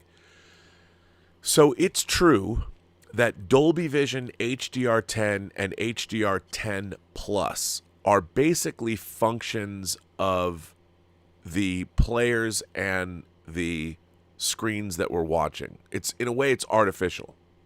Like, theoretically, getting a 4K transfer that's beautifully transferred, a beautiful transfer that the cinematographer and the director can work on, or a really great colorist. If you have a 4K transfer and you put that on disc in 4K, without any kind of processing, theoretically that should be all that you need.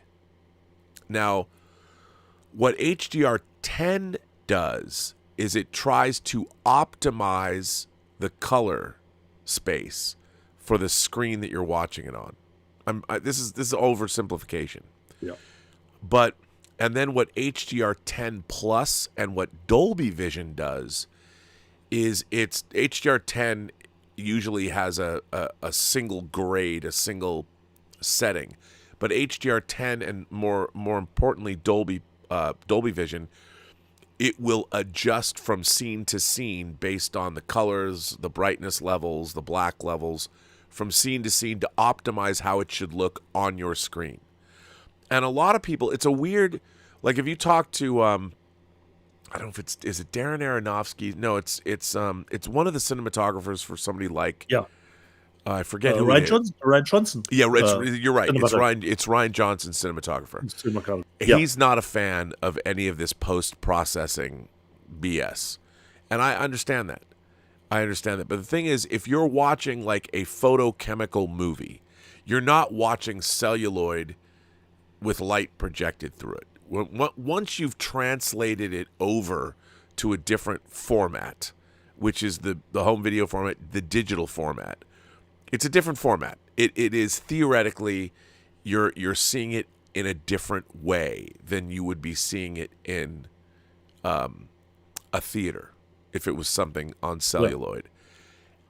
That said, what you want to do is, now that you're watching it in a different medium, I think that like Christopher Nolan is not, as far as I know, maybe Oppenheimer. I don't have the Oppenheimer disc. Is it in 4K Dolby Vision?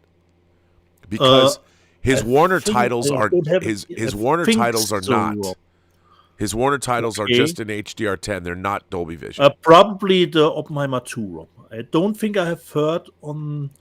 Don't think I've read on the reviews that it is Dolby Vision, but that could be. I don't know if it is, but there's a reason, because Christopher Nolan doesn't want a bunch of his movie being fucked with in post, like in post, the post of what it's Yeah, like putting a post, 4K exactly. disc in post. He doesn't want that. And I understand that because when he's done with his films and he's putting them on physical media, and look, his discs, his movies, his Warner Brothers titles look fucking great on 4K. So I totally understand that why 5 Dot Toast is skeptical, because what you're watching is additional post work is being done for specifically a home video release. So there is a great argument to be made that people don't have to have Dolby Vision.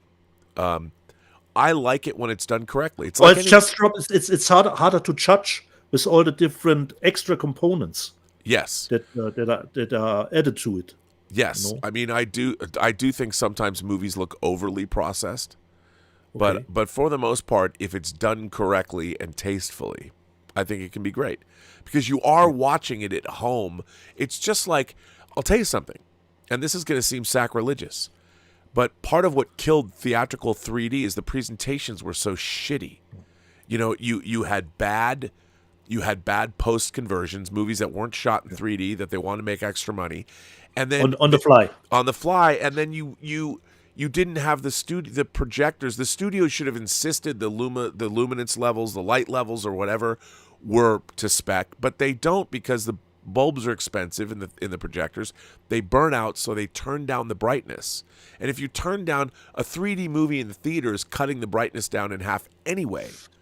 So those 3D movies were dark and they looked shitty. And eventually people rejected 3D in theater, at least in America, because they were terrible. Whereas if you go watch the 3D in Avatar, it was amazing because the IMAX... The conversions were just not good in the beginning, Rob.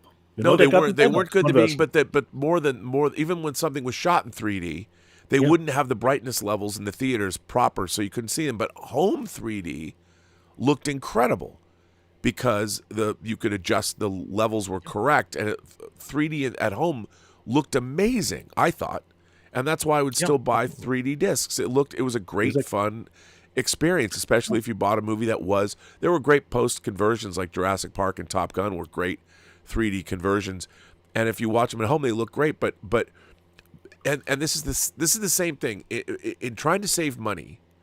You're trying to save money on projector bulbs by not turning up the brightness levels correctly, because the overall, the theater chain might have saved some extra money, but what they did was they killed 3D, and they could charge more money. But they were charging more money without making sure that the quality level... This happens in this country. The Americans are the best at fucking things up in terms of quality. They're trying to save money, so we're going to skimp over here, and we're not going to make it proper. And then eventually consumers catch on, and the format fails.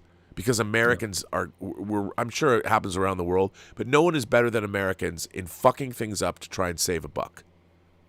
At least on a mass scale, which bums me. Especially with 3D, televisions on push of the button, you have, your news show in 3D.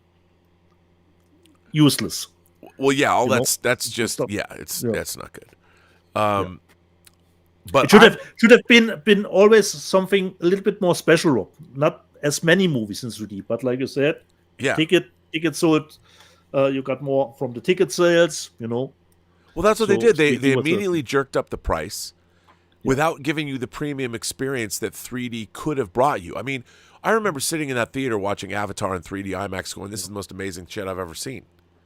And that should have been the baseline, but no, you're getting it from James Cameron, who is the greatest. And it's still the baseline. It's still the baseline. I mean, seeing Way of Water, it was like, 3D's IMAX 3D is amazing, and James Cameron already, like he did with so many other technologies, he already pioneered that stuff that trickles down into the industry. If every 3D movie provided what Avatar provided, that format never would have died in this country. And theater owners, they killed it. I mean, presentation and price are the things that destroy the movie going experience. And because the food is too expensive, I understand that because that's how they make their money, but it's counterproductive in terms of getting people to come to a theater, and it's too bad. But what can you do? Medicated movie reviews. sends in a super chat and says the grain is the best part of the 4K transfers.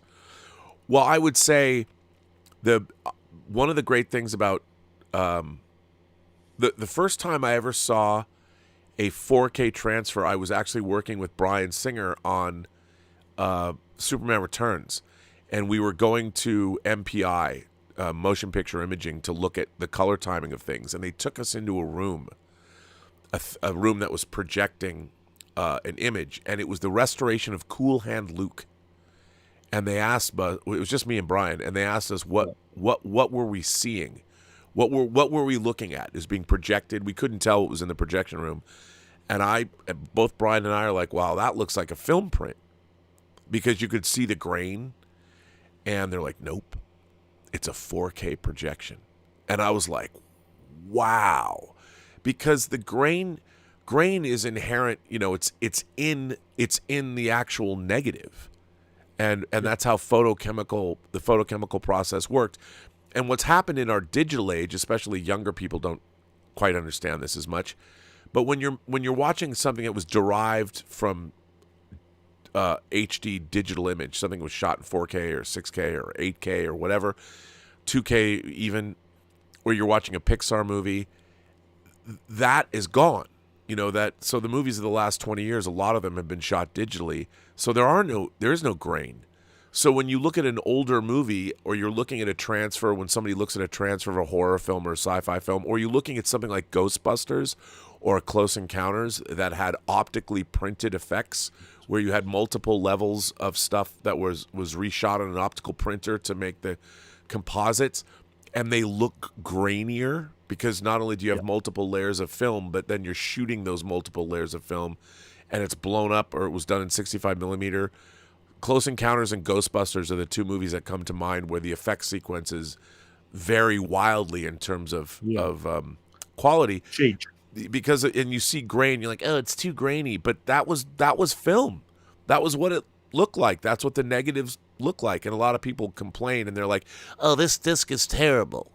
Well, they're not really responding to what they're seeing. They're responding to the fact that they see grain, or they see something and it looks, and even from scene to scene, something's much grainier than, like when you watch Luke's land speeder in Star Wars and it's going through the Junglan wastes or whatever, it's a grainier shot, and it looks grainier. I mean, they've tried to help it in more recent iterations of Star Wars, but you have to accept that. And when you go back and you watch films from the 70s, or you watch low-budget movies, like if you're going to watch Abel Ferrara's Driller Killer, or Frank Headlauder's Basket Case, a movie that was shot in the streets of New York at night, there's lots of grain in there. And even if you get a 4K, if Blue Underground does... Especially with 16 millimeter, probably.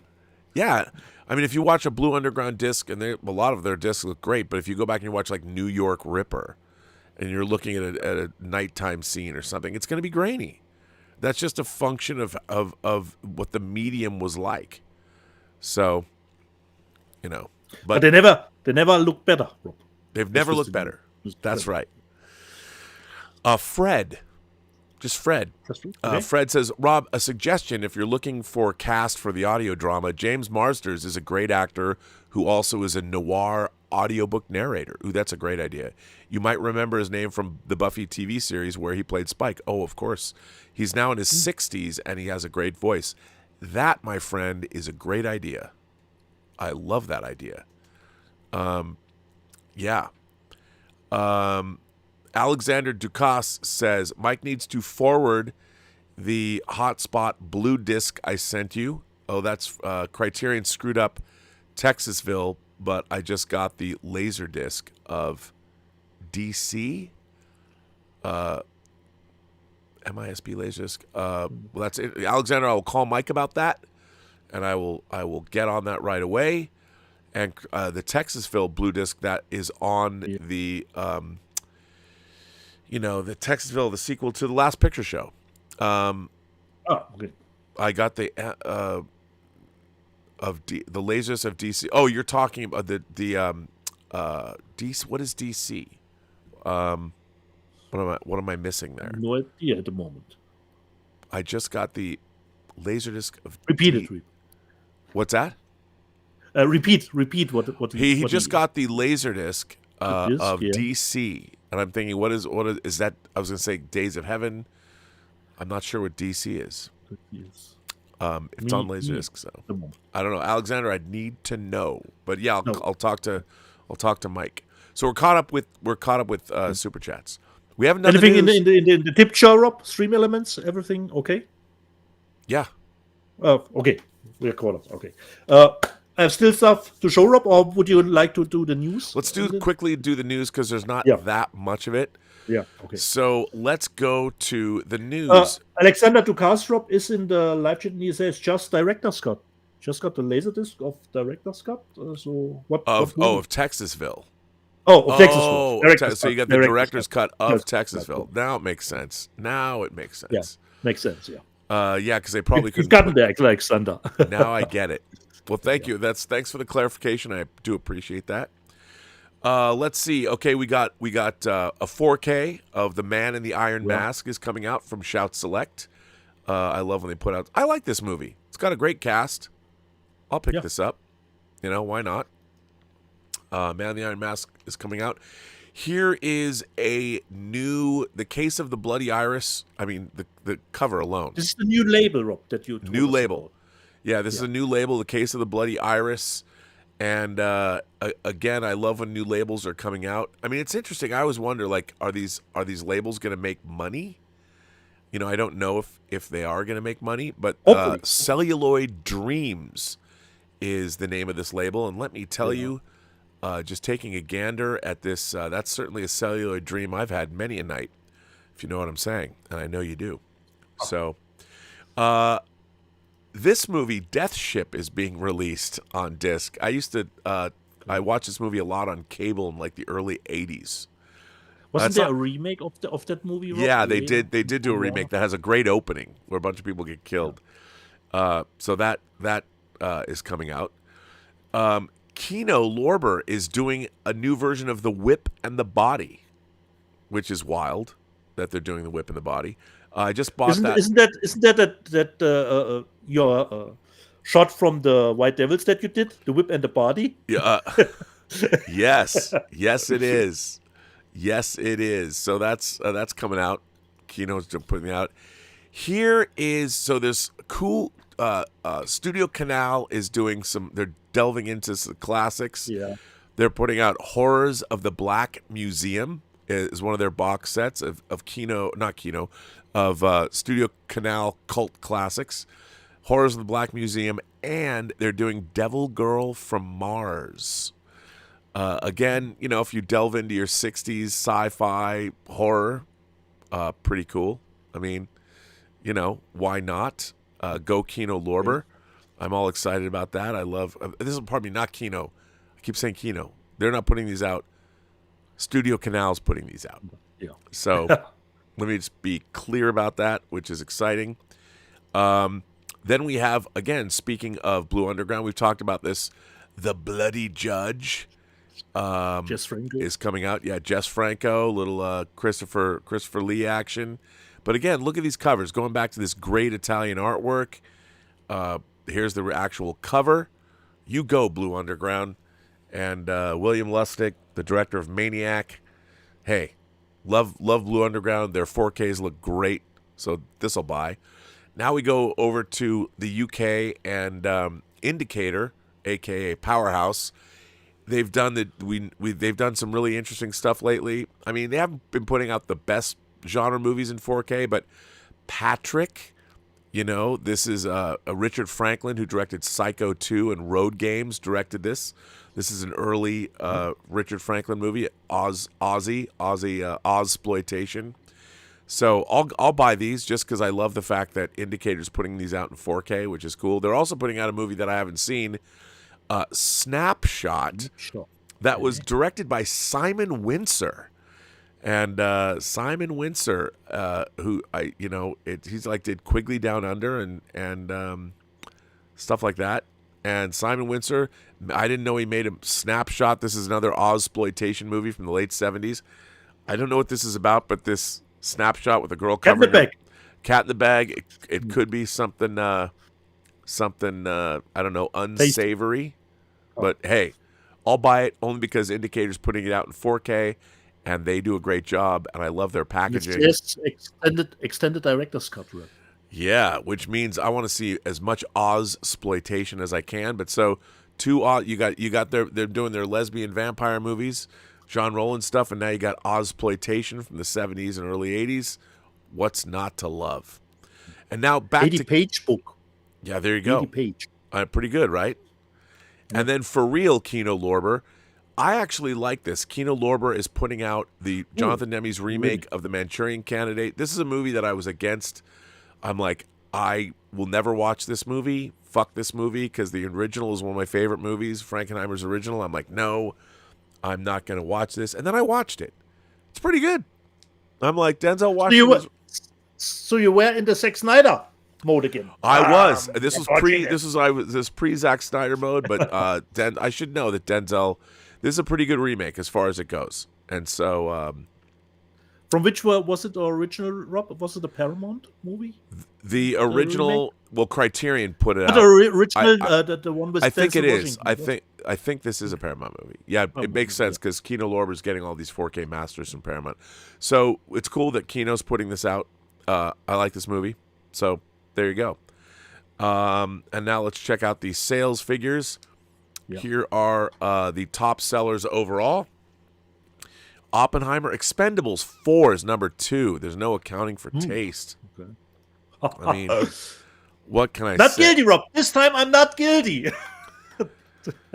Yeah, some people are. And then we've got Barbie is number 3. Yeah. Equalizer is number 4. Equalizer 3 is number 4. The Grinch, back on the charts, number 5. Saw X, Cliff Stevenson's Saw X is up there. Super Mario Brothers, and which is great. And then we've got A Haunting in Venice, which is actually, I like that movie a lot, by the way. WandaVision, that steelbook with WandaVision is great. And How the Grinch Stole Christmas, obviously a re-release. Christmas season. So that's your top-selling discs. Now let's go to the top-selling Blu-ray discs for the week. And here we go again. Oppenheimer. This is Blu-ray, by the way. Oppenheimer, Expendables 4, Barbie, WandaVision, Equalizer 3, Spider-Man Across the Spider-Verse, Super Mario Brothers, Saw X, Mission Impossible, Dead Reckoning, Part 1, and John Wick, Chapter 4, hanging in there. People love their John Wick. And the top-selling 4K discs, again, Oppenheimer, WandaVision, Expendables 4, Spider-Man Across the Spider-Verse, John Wick, Chapter 4, Top Gun Maverick, Fast X, a movie I'm never going to buy, Mission Impossible, Dead Reckoning Part 1, Barbie, and The Equalizer 3.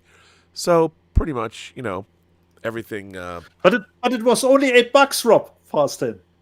It was only $8. Dude, you know what? I will never, I love the Fast and the Furious franchise. I will never watch Fast 9 and Fast 10 ever again.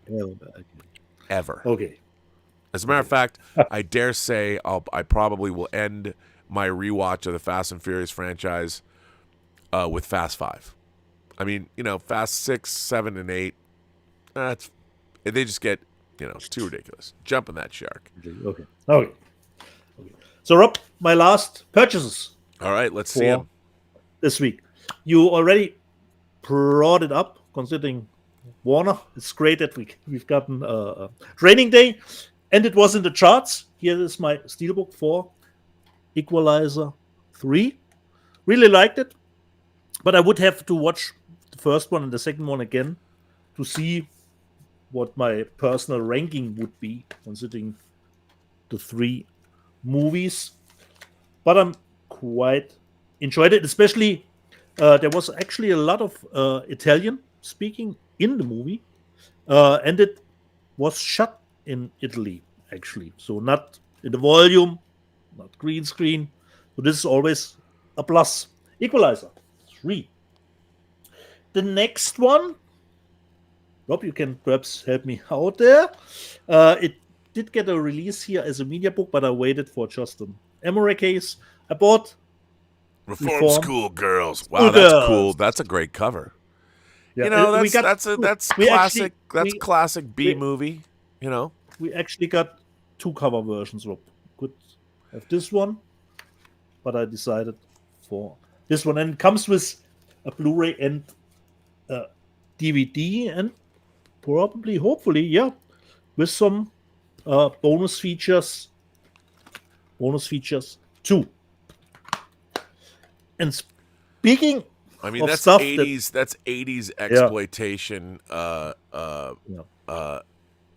Sybil Danning, who's very active on social media, is in that movie.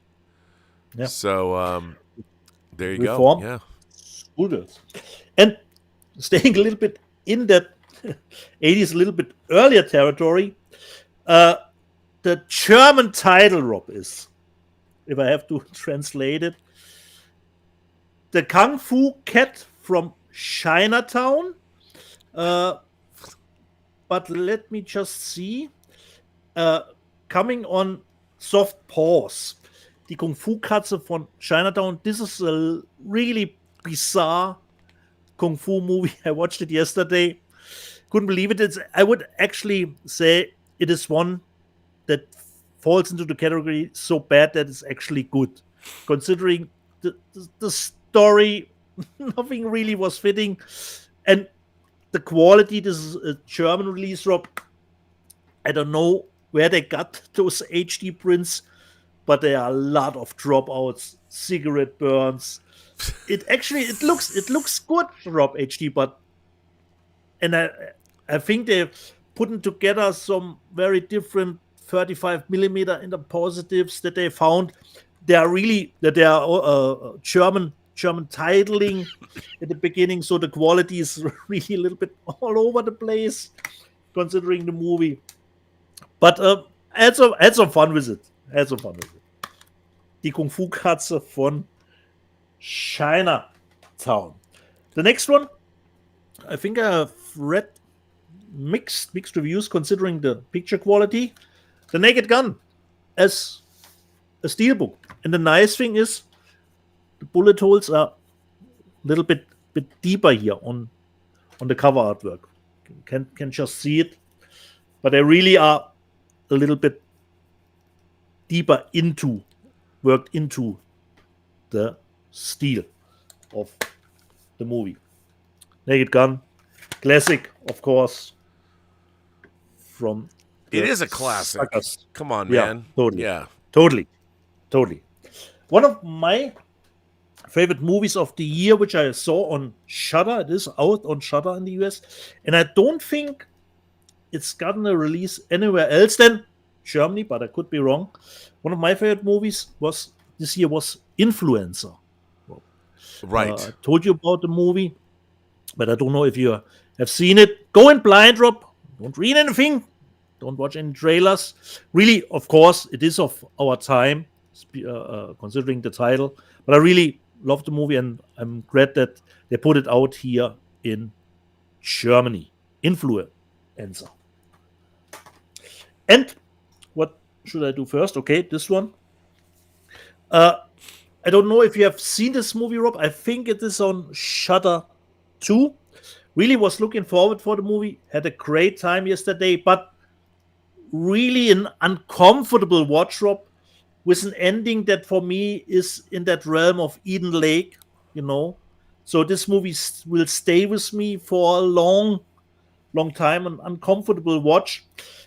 And I did go, of course, to Rotten Tomatoes to see what the score will hold up. The critics loved it, but the audience just 50%. And when I saw the movie, I immediately knew why people are down considering the movie.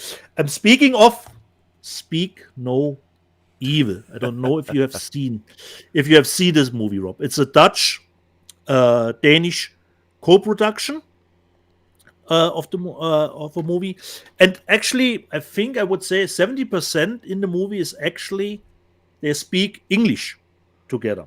So we have you seen the movie, Rob? Speak No Evil? No, you have not. Okay, there's a Danish family with a little daughter. They are on vacation in Italy. They meet a Dutch pair. Oh, I know this movie. I haven't seen it. You know, exactly. I know. There we go again. Like One Cut of the Dead. Yeah, I know that. I know. Not only do I know this movie, I know what happens in this movie. I wish I didn't. I haven't seen it, and I wish I didn't know what happened. This movie is not nice. Exactly, Rob. And of course, Rob, if I sit here on my couch, I am Superman, I'm Spockish. Yes, Rob, I created that term now, Spockish, which means I do the most logical stuff, of course. If I have to do right, I go right. And people can stand if people are not doing what you in your Superman Spockish couch sitting would, of course, do. Let me just say, Rob, I will look at you again. You were beaten up in Australia. You got your baptism of fire, and then in the Hollywood Bowl, when you got annoyed, you say, "Let's go, bro! Let's go, bro!" Get annoyed. I'm a totally different character than Rob, and I would perhaps act totally different than Rob. Like Rob said, everyone is unique, and you can't put characters into a pool just because you would act that way.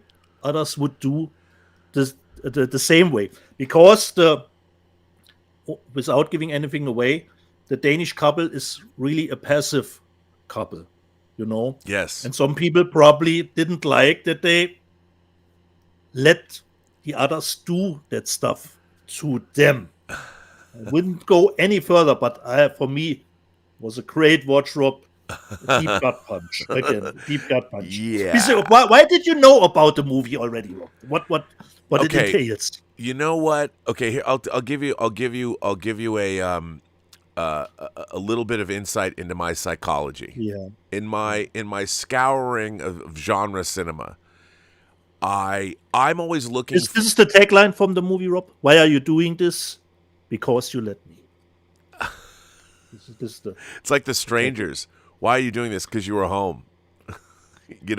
So I read something about this movie, and it was intriguing to me, and I was reading a review or something. I don't know what it was, but it was a movie that sounded. I'm looking for something that intellectually grabs me. What is the premise of this movie? Like a slasher. One of the reasons slasher movies, I was never a big fan of them, is that they were boring to me. There was no philosophy behind a slasher movie. Sometimes I would like them more than, I liked My Bloody Valentine. I was like, that's interesting. I like things that have a genre cinema that has an interesting premise. Like I thought Barbarian had an interesting premise. Somebody accidentally, they double up on their Airbnb, but what they don't understand is what's underneath the Airbnb house. I'm like, okay, I'll do that. And there were even more twists to Barbarian. Yeah, and so a psychological, I'd call this a psychological thriller / horror movie. Totally. When I read about it, I'm like, oh, what's gonna happen? And then unfortunately, I read too much about it. I'm like, oh my god. God damn it, Rob. But it's right up my alley. Yeah. You should watch it, Rob. I think it is on Shudder. So I'll watch it, and it's kind of like the movie. It is that uncomfortable watch, Yeah. Where you feel something is not right. Get the fuck out of there. Yeah, Come on. yeah, like Midsummer. Exactly. Like, why are you staying here? Why aren't you leaving? Go away. And if you're in that kind of position to not believe what they are doing, then then it will probably not work for you. But for me, it was a great watch. Yeah, great watch. Speaking. I'm glad to hear you say that, because it's a gut punch movie. Yeah, exactly, Rob. For me, I haven't even seen it, and I hate that I know. I know. Yeah. It was kind of like, in a way, I had not seen Eden Lake. You got me Eden Lake. Yeah. Do you remember? Yeah. I kind of knew what Eden Lake was about, and it's kind of in the. But I was like, wow.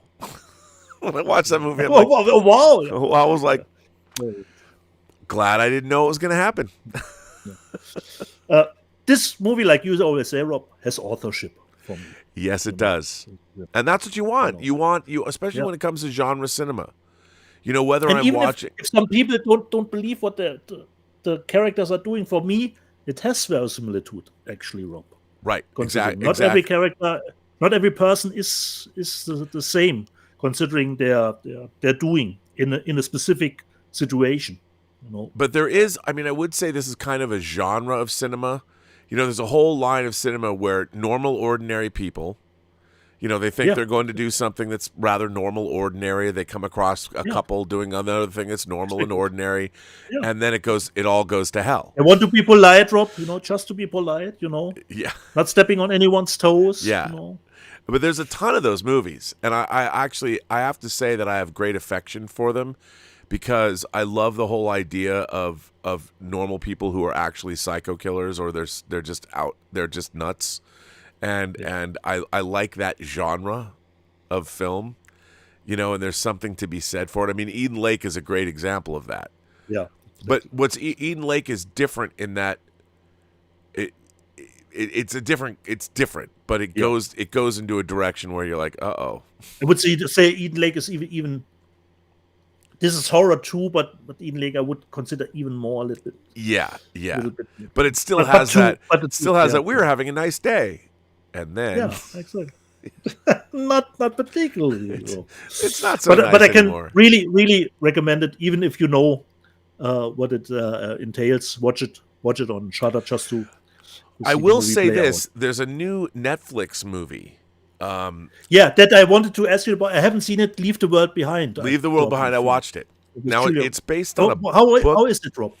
Sam Esmail directed it, who made like Mr. Robot, and he did was it Homecoming starring Julia Roberts, that series. Okay. And it's based on a book. Here's the thing. I really liked it. Very long. I really liked it. I liked it. I thought it was well done. I thought the acting was great. I liked Ethan Hawke, and I liked Julia Roberts. Julia Roberts is kind of a Karen in the movie. Mahershala Ali is in it, and the woman that plays his daughter is really good. I thought the cast was really good. I thought it was really well directed. Ultimately, I wanted more out of it. I still enjoyed watching it.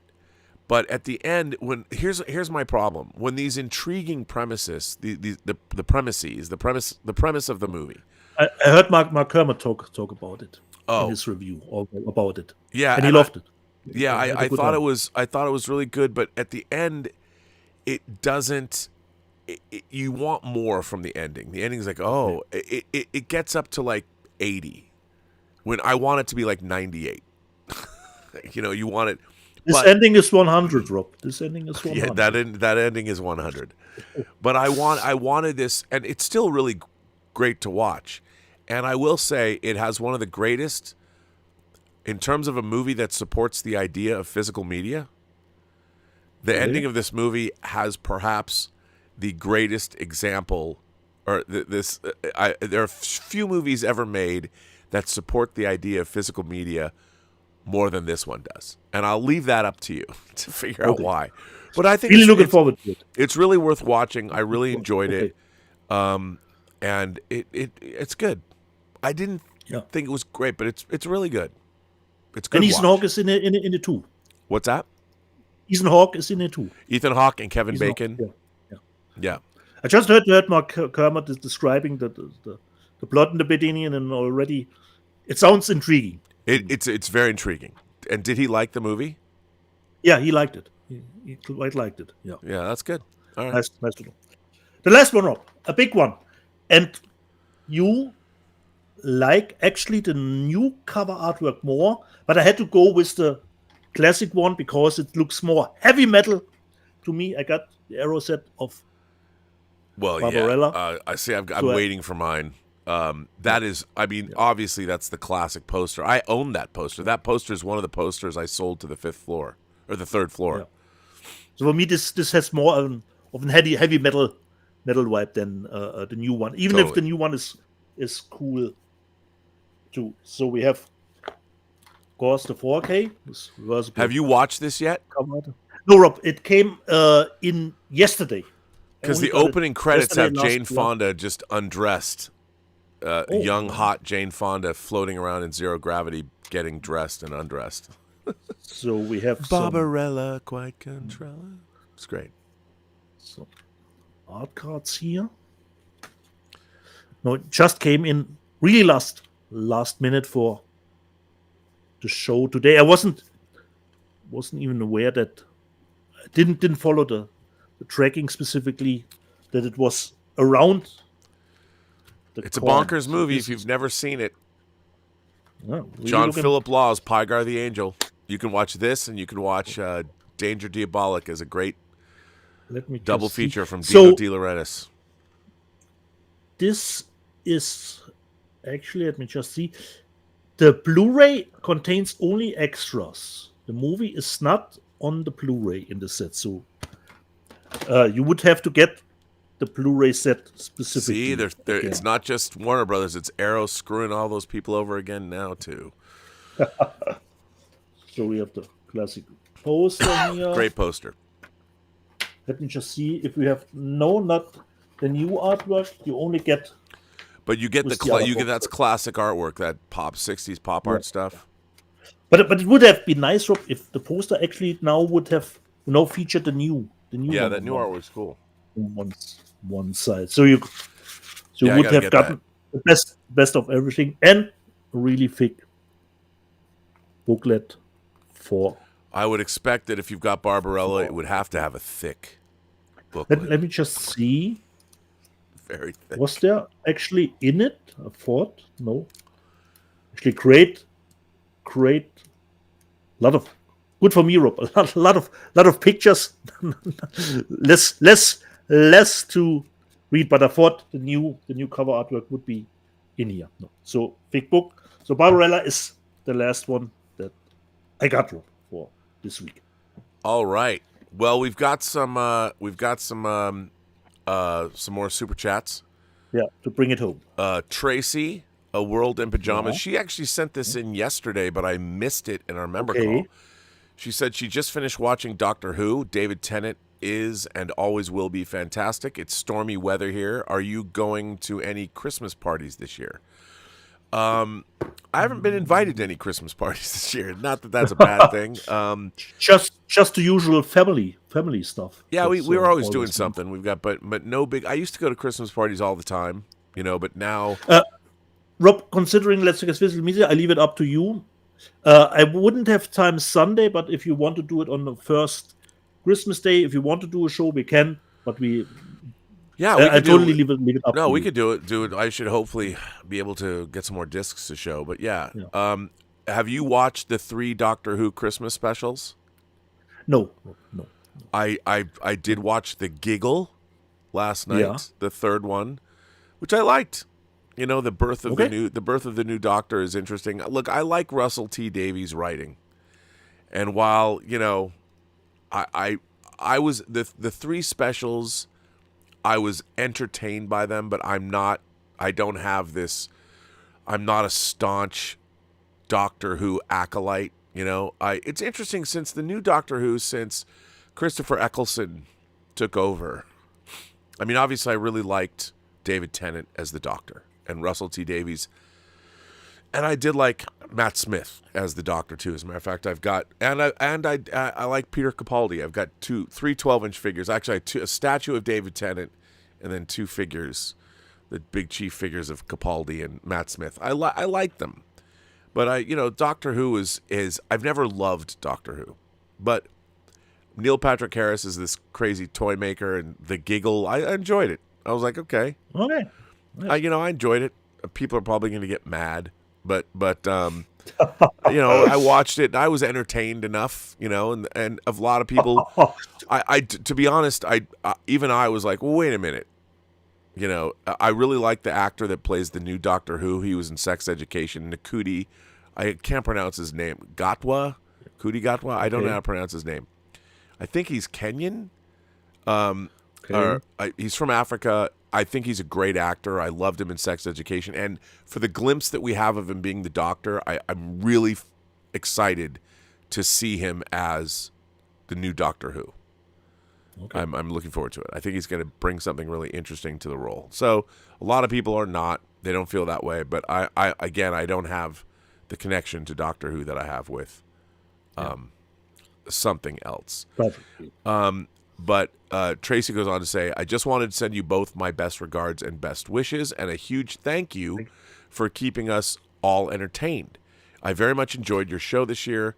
I've loved learning about new movies. Thanks again. That's very nice of you to say. That's great to hear. Yeah.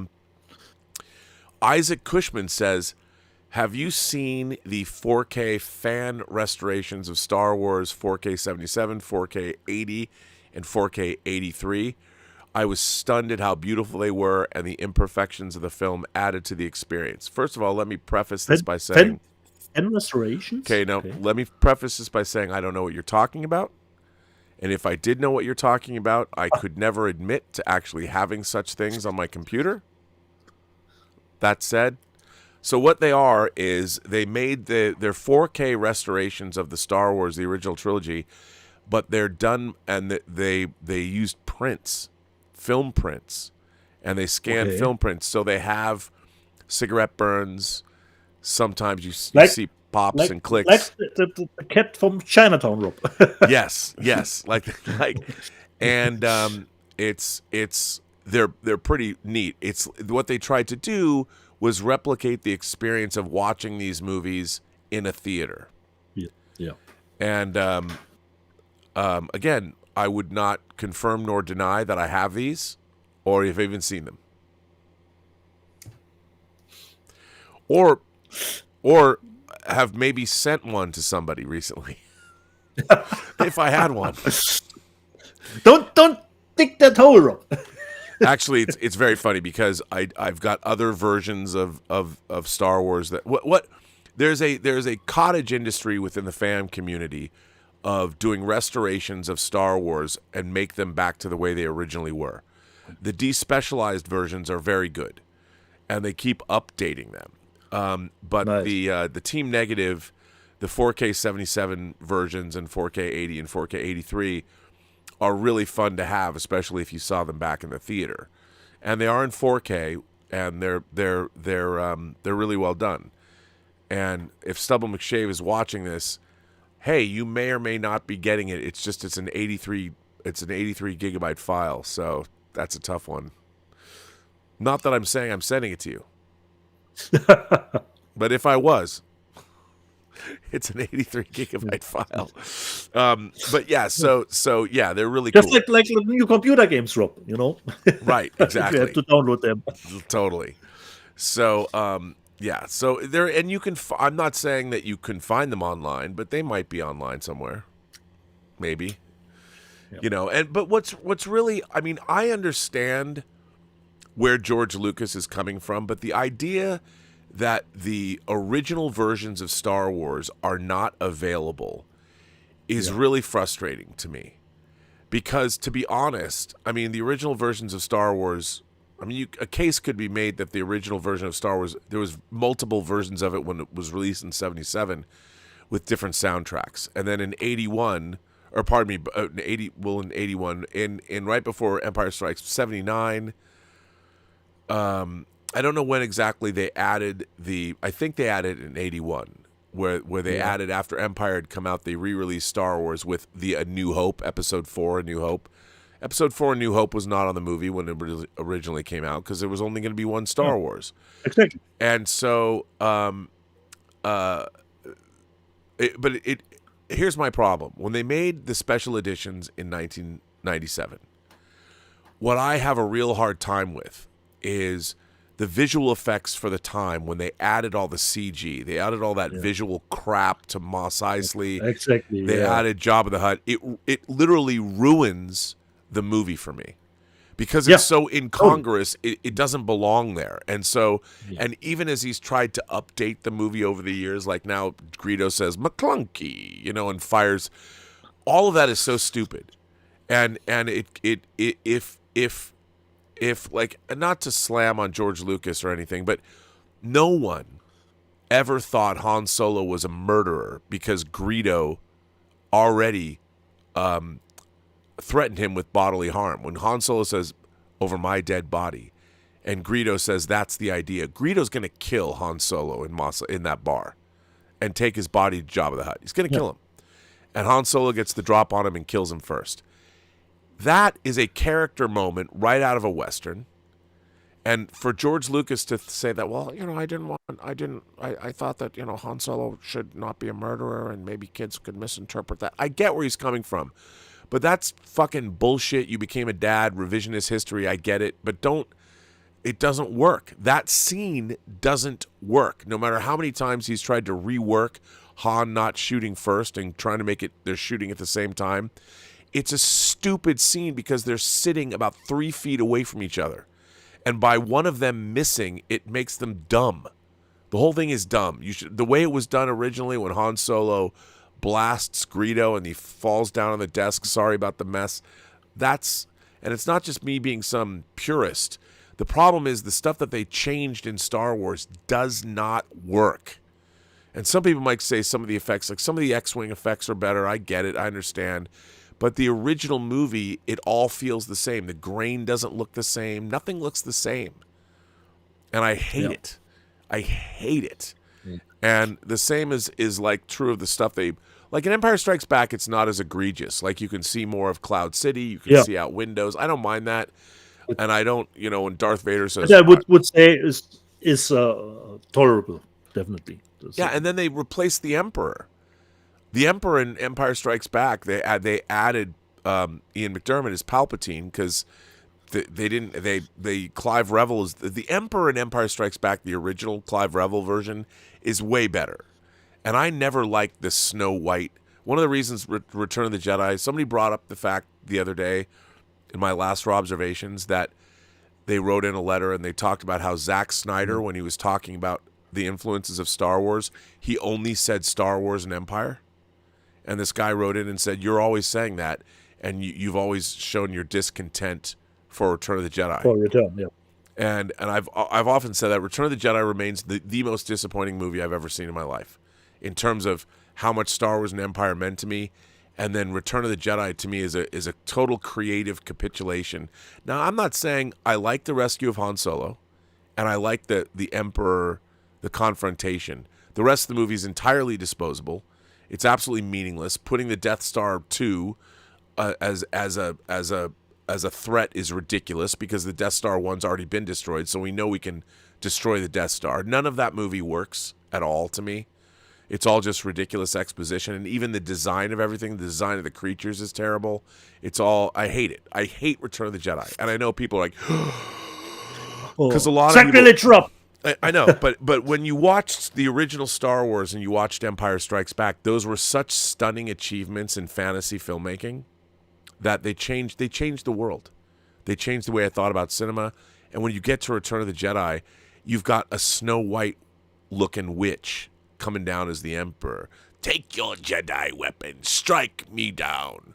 Oh, this battle station will be fully operational when your friends arrive. Fuck it stayed with you. I mean, I hate that shit so much. And people are like, I understand. I get it. Everyone loves Star Wars. I got to tell you, I love Star Wars. Saw Empire Strikes Back 26 times in the theater. Changed my life. By the time you get to Return of the Jedi, I mean, come on. Cy Snoodles, Max Rebo and the Rebo Band. I mean, give me a fucking break. I mean, it's so disappointing. And to me, now my assessment of Star Wars is there is Star Wars and Empire, there's Rogue One and Andor. Finished, people. That's it. Finished. That's it. But anyway, that's total aside. People are probably like, demonetize, or I'm no longer subscribing to this channel. Yeah. Look, I like Star Wars. I like Return of the Jedi. It's fine. I'm just saying it's the most disappointing movie I've ever seen in my life. Yeah. But, yeah. So, No Money G sends in a $20 super chat and says, engage, fellow Cosmic Voyagers. May all your journeys through this temporal plane be as exhilarating as a warp speed adventure through the vastness of space right here on the Burnettwork. You know what? I should make that. I should do a promo, and say to No Money G, No Money G, you've now great show as always, guys. He says a nice tagline for the show. That's what I should do. Engage, fellow Cosmic Voyagers. May all your journeys through this temporal plane be as exhilarating as a warp speed adventure is through the vastness of space. Right here on the Burnettwork. Great. I should do that. That's great. I'll do that. You like that? And I'm going to bring my favorite German and your favorite German with me. So there you go, man. Okay. I have nothing more to say. Me neither, Rob. How is it that I had nothing to show? We started the show on time, and it's still 2 hours and 45 minutes long. We talk about a lot of stuff, Rob. That's beside physical media, box office, my hometown winning again, You never know where the show is taking us, But we always come back to physical media. By the way, Dan Candy sends in a super chat and says, yet Lucas has no issue with Han trying to murder Vader. A guy just offering him a seat at the dinner table. That's a really good point. In Empire, the door opens. We would be honored if you would join us. And Han Solo just shoots. You know what? I never thought about that before, but I'm going to use that from now on. That is a great point to make. By the way, Hitchhiker 42, who's been a member for 7 months, says, Hail all. Do you think retailers will release steelbooks of The Abyss or Aliens, as normally they are announced just after the release date's given? Ooh. I would hope so. You know what? Those are movies I don't... Oh, go ahead. Does he speak of the new 4K releases for the movies? Yeah, I think that's what he's meaning. Do you think the retailers... But I don't think they're being released in steelbooks in general. I don't either. And now with some of the steelbook, I don't know, but maybe they will do steelbooks because they're coming out in March. Somebody might. Yeah. So it's a little bit time until then. We'll see. Kelvin Wellborn, our friend Kelvin down under. Yeah. Kelvin has been a member for 20 months. Kelvin, thank you so much for that. And thank you so much to Martino for supporting this channel the way he did today. That was very nice of him. So, I think we are all caught up. Hang on, let me just check. I'm checking all the different places now. Because I can check everywhere. Streamlabs. That's right. Damn it. And I'm going to check. I think we're all caught up. But I'm going to see. Yes. James Mars is part of the audio drama. That's a great idea. Yeah. And he could do a British accent. Always good. Yeah. So from my end, jede Person, die du triffst, hat eine Geschichte zu erzählen, die du noch zu hören hast. Alles, was du tun musst, ist zuhören. Well, every person you meet has a story to tell that you have yet to hear, and all you have to do is listen. And I want to thank our moderating staff, Tom Jr. Jackson, and of course, Lord Toth is here. Lord Toth, yeah. And thank you guys for moderating. And by the way, I just realized Justin Toner's here. I just realized, did you get a package from David Kokel? No, not yet, Rob. Did you get something? I'll hold off on that. Yeah. I'll hold off on that. Okay. But I did get something in the mail from David Kokel. Two things, nice. Actually. Yeah. 2 things. Okay. 2 things. I'll save those to next week. Yeah. But and I want to thank everybody for generously supporting this channel and being members of the channel as well. We had a cool member chat yesterday. That was fun. I think we'll end up having one before Christmas, because today's the 10th. So, maybe Christmas Eve, or maybe, or the day before, the 23rd, maybe. So we'll have another chat. It's Christmas time. And Whamageddon is happening now. So, Whamageddon happens every December where, you suffer. If you can escape hearing Last Christmas, you've escaped Whamageddon.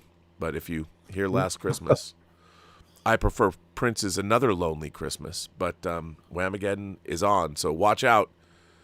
Love Actually and Whamageddon, it's happening. And on that note, I guess we can end this. We can end this show.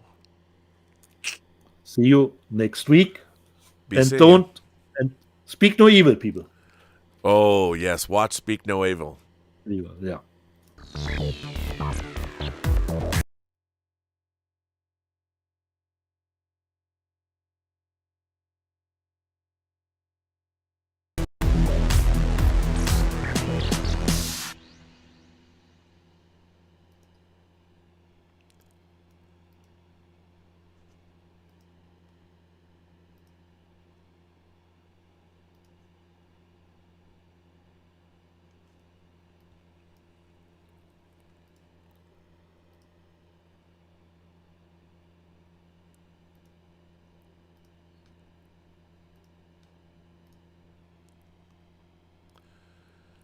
And we are over.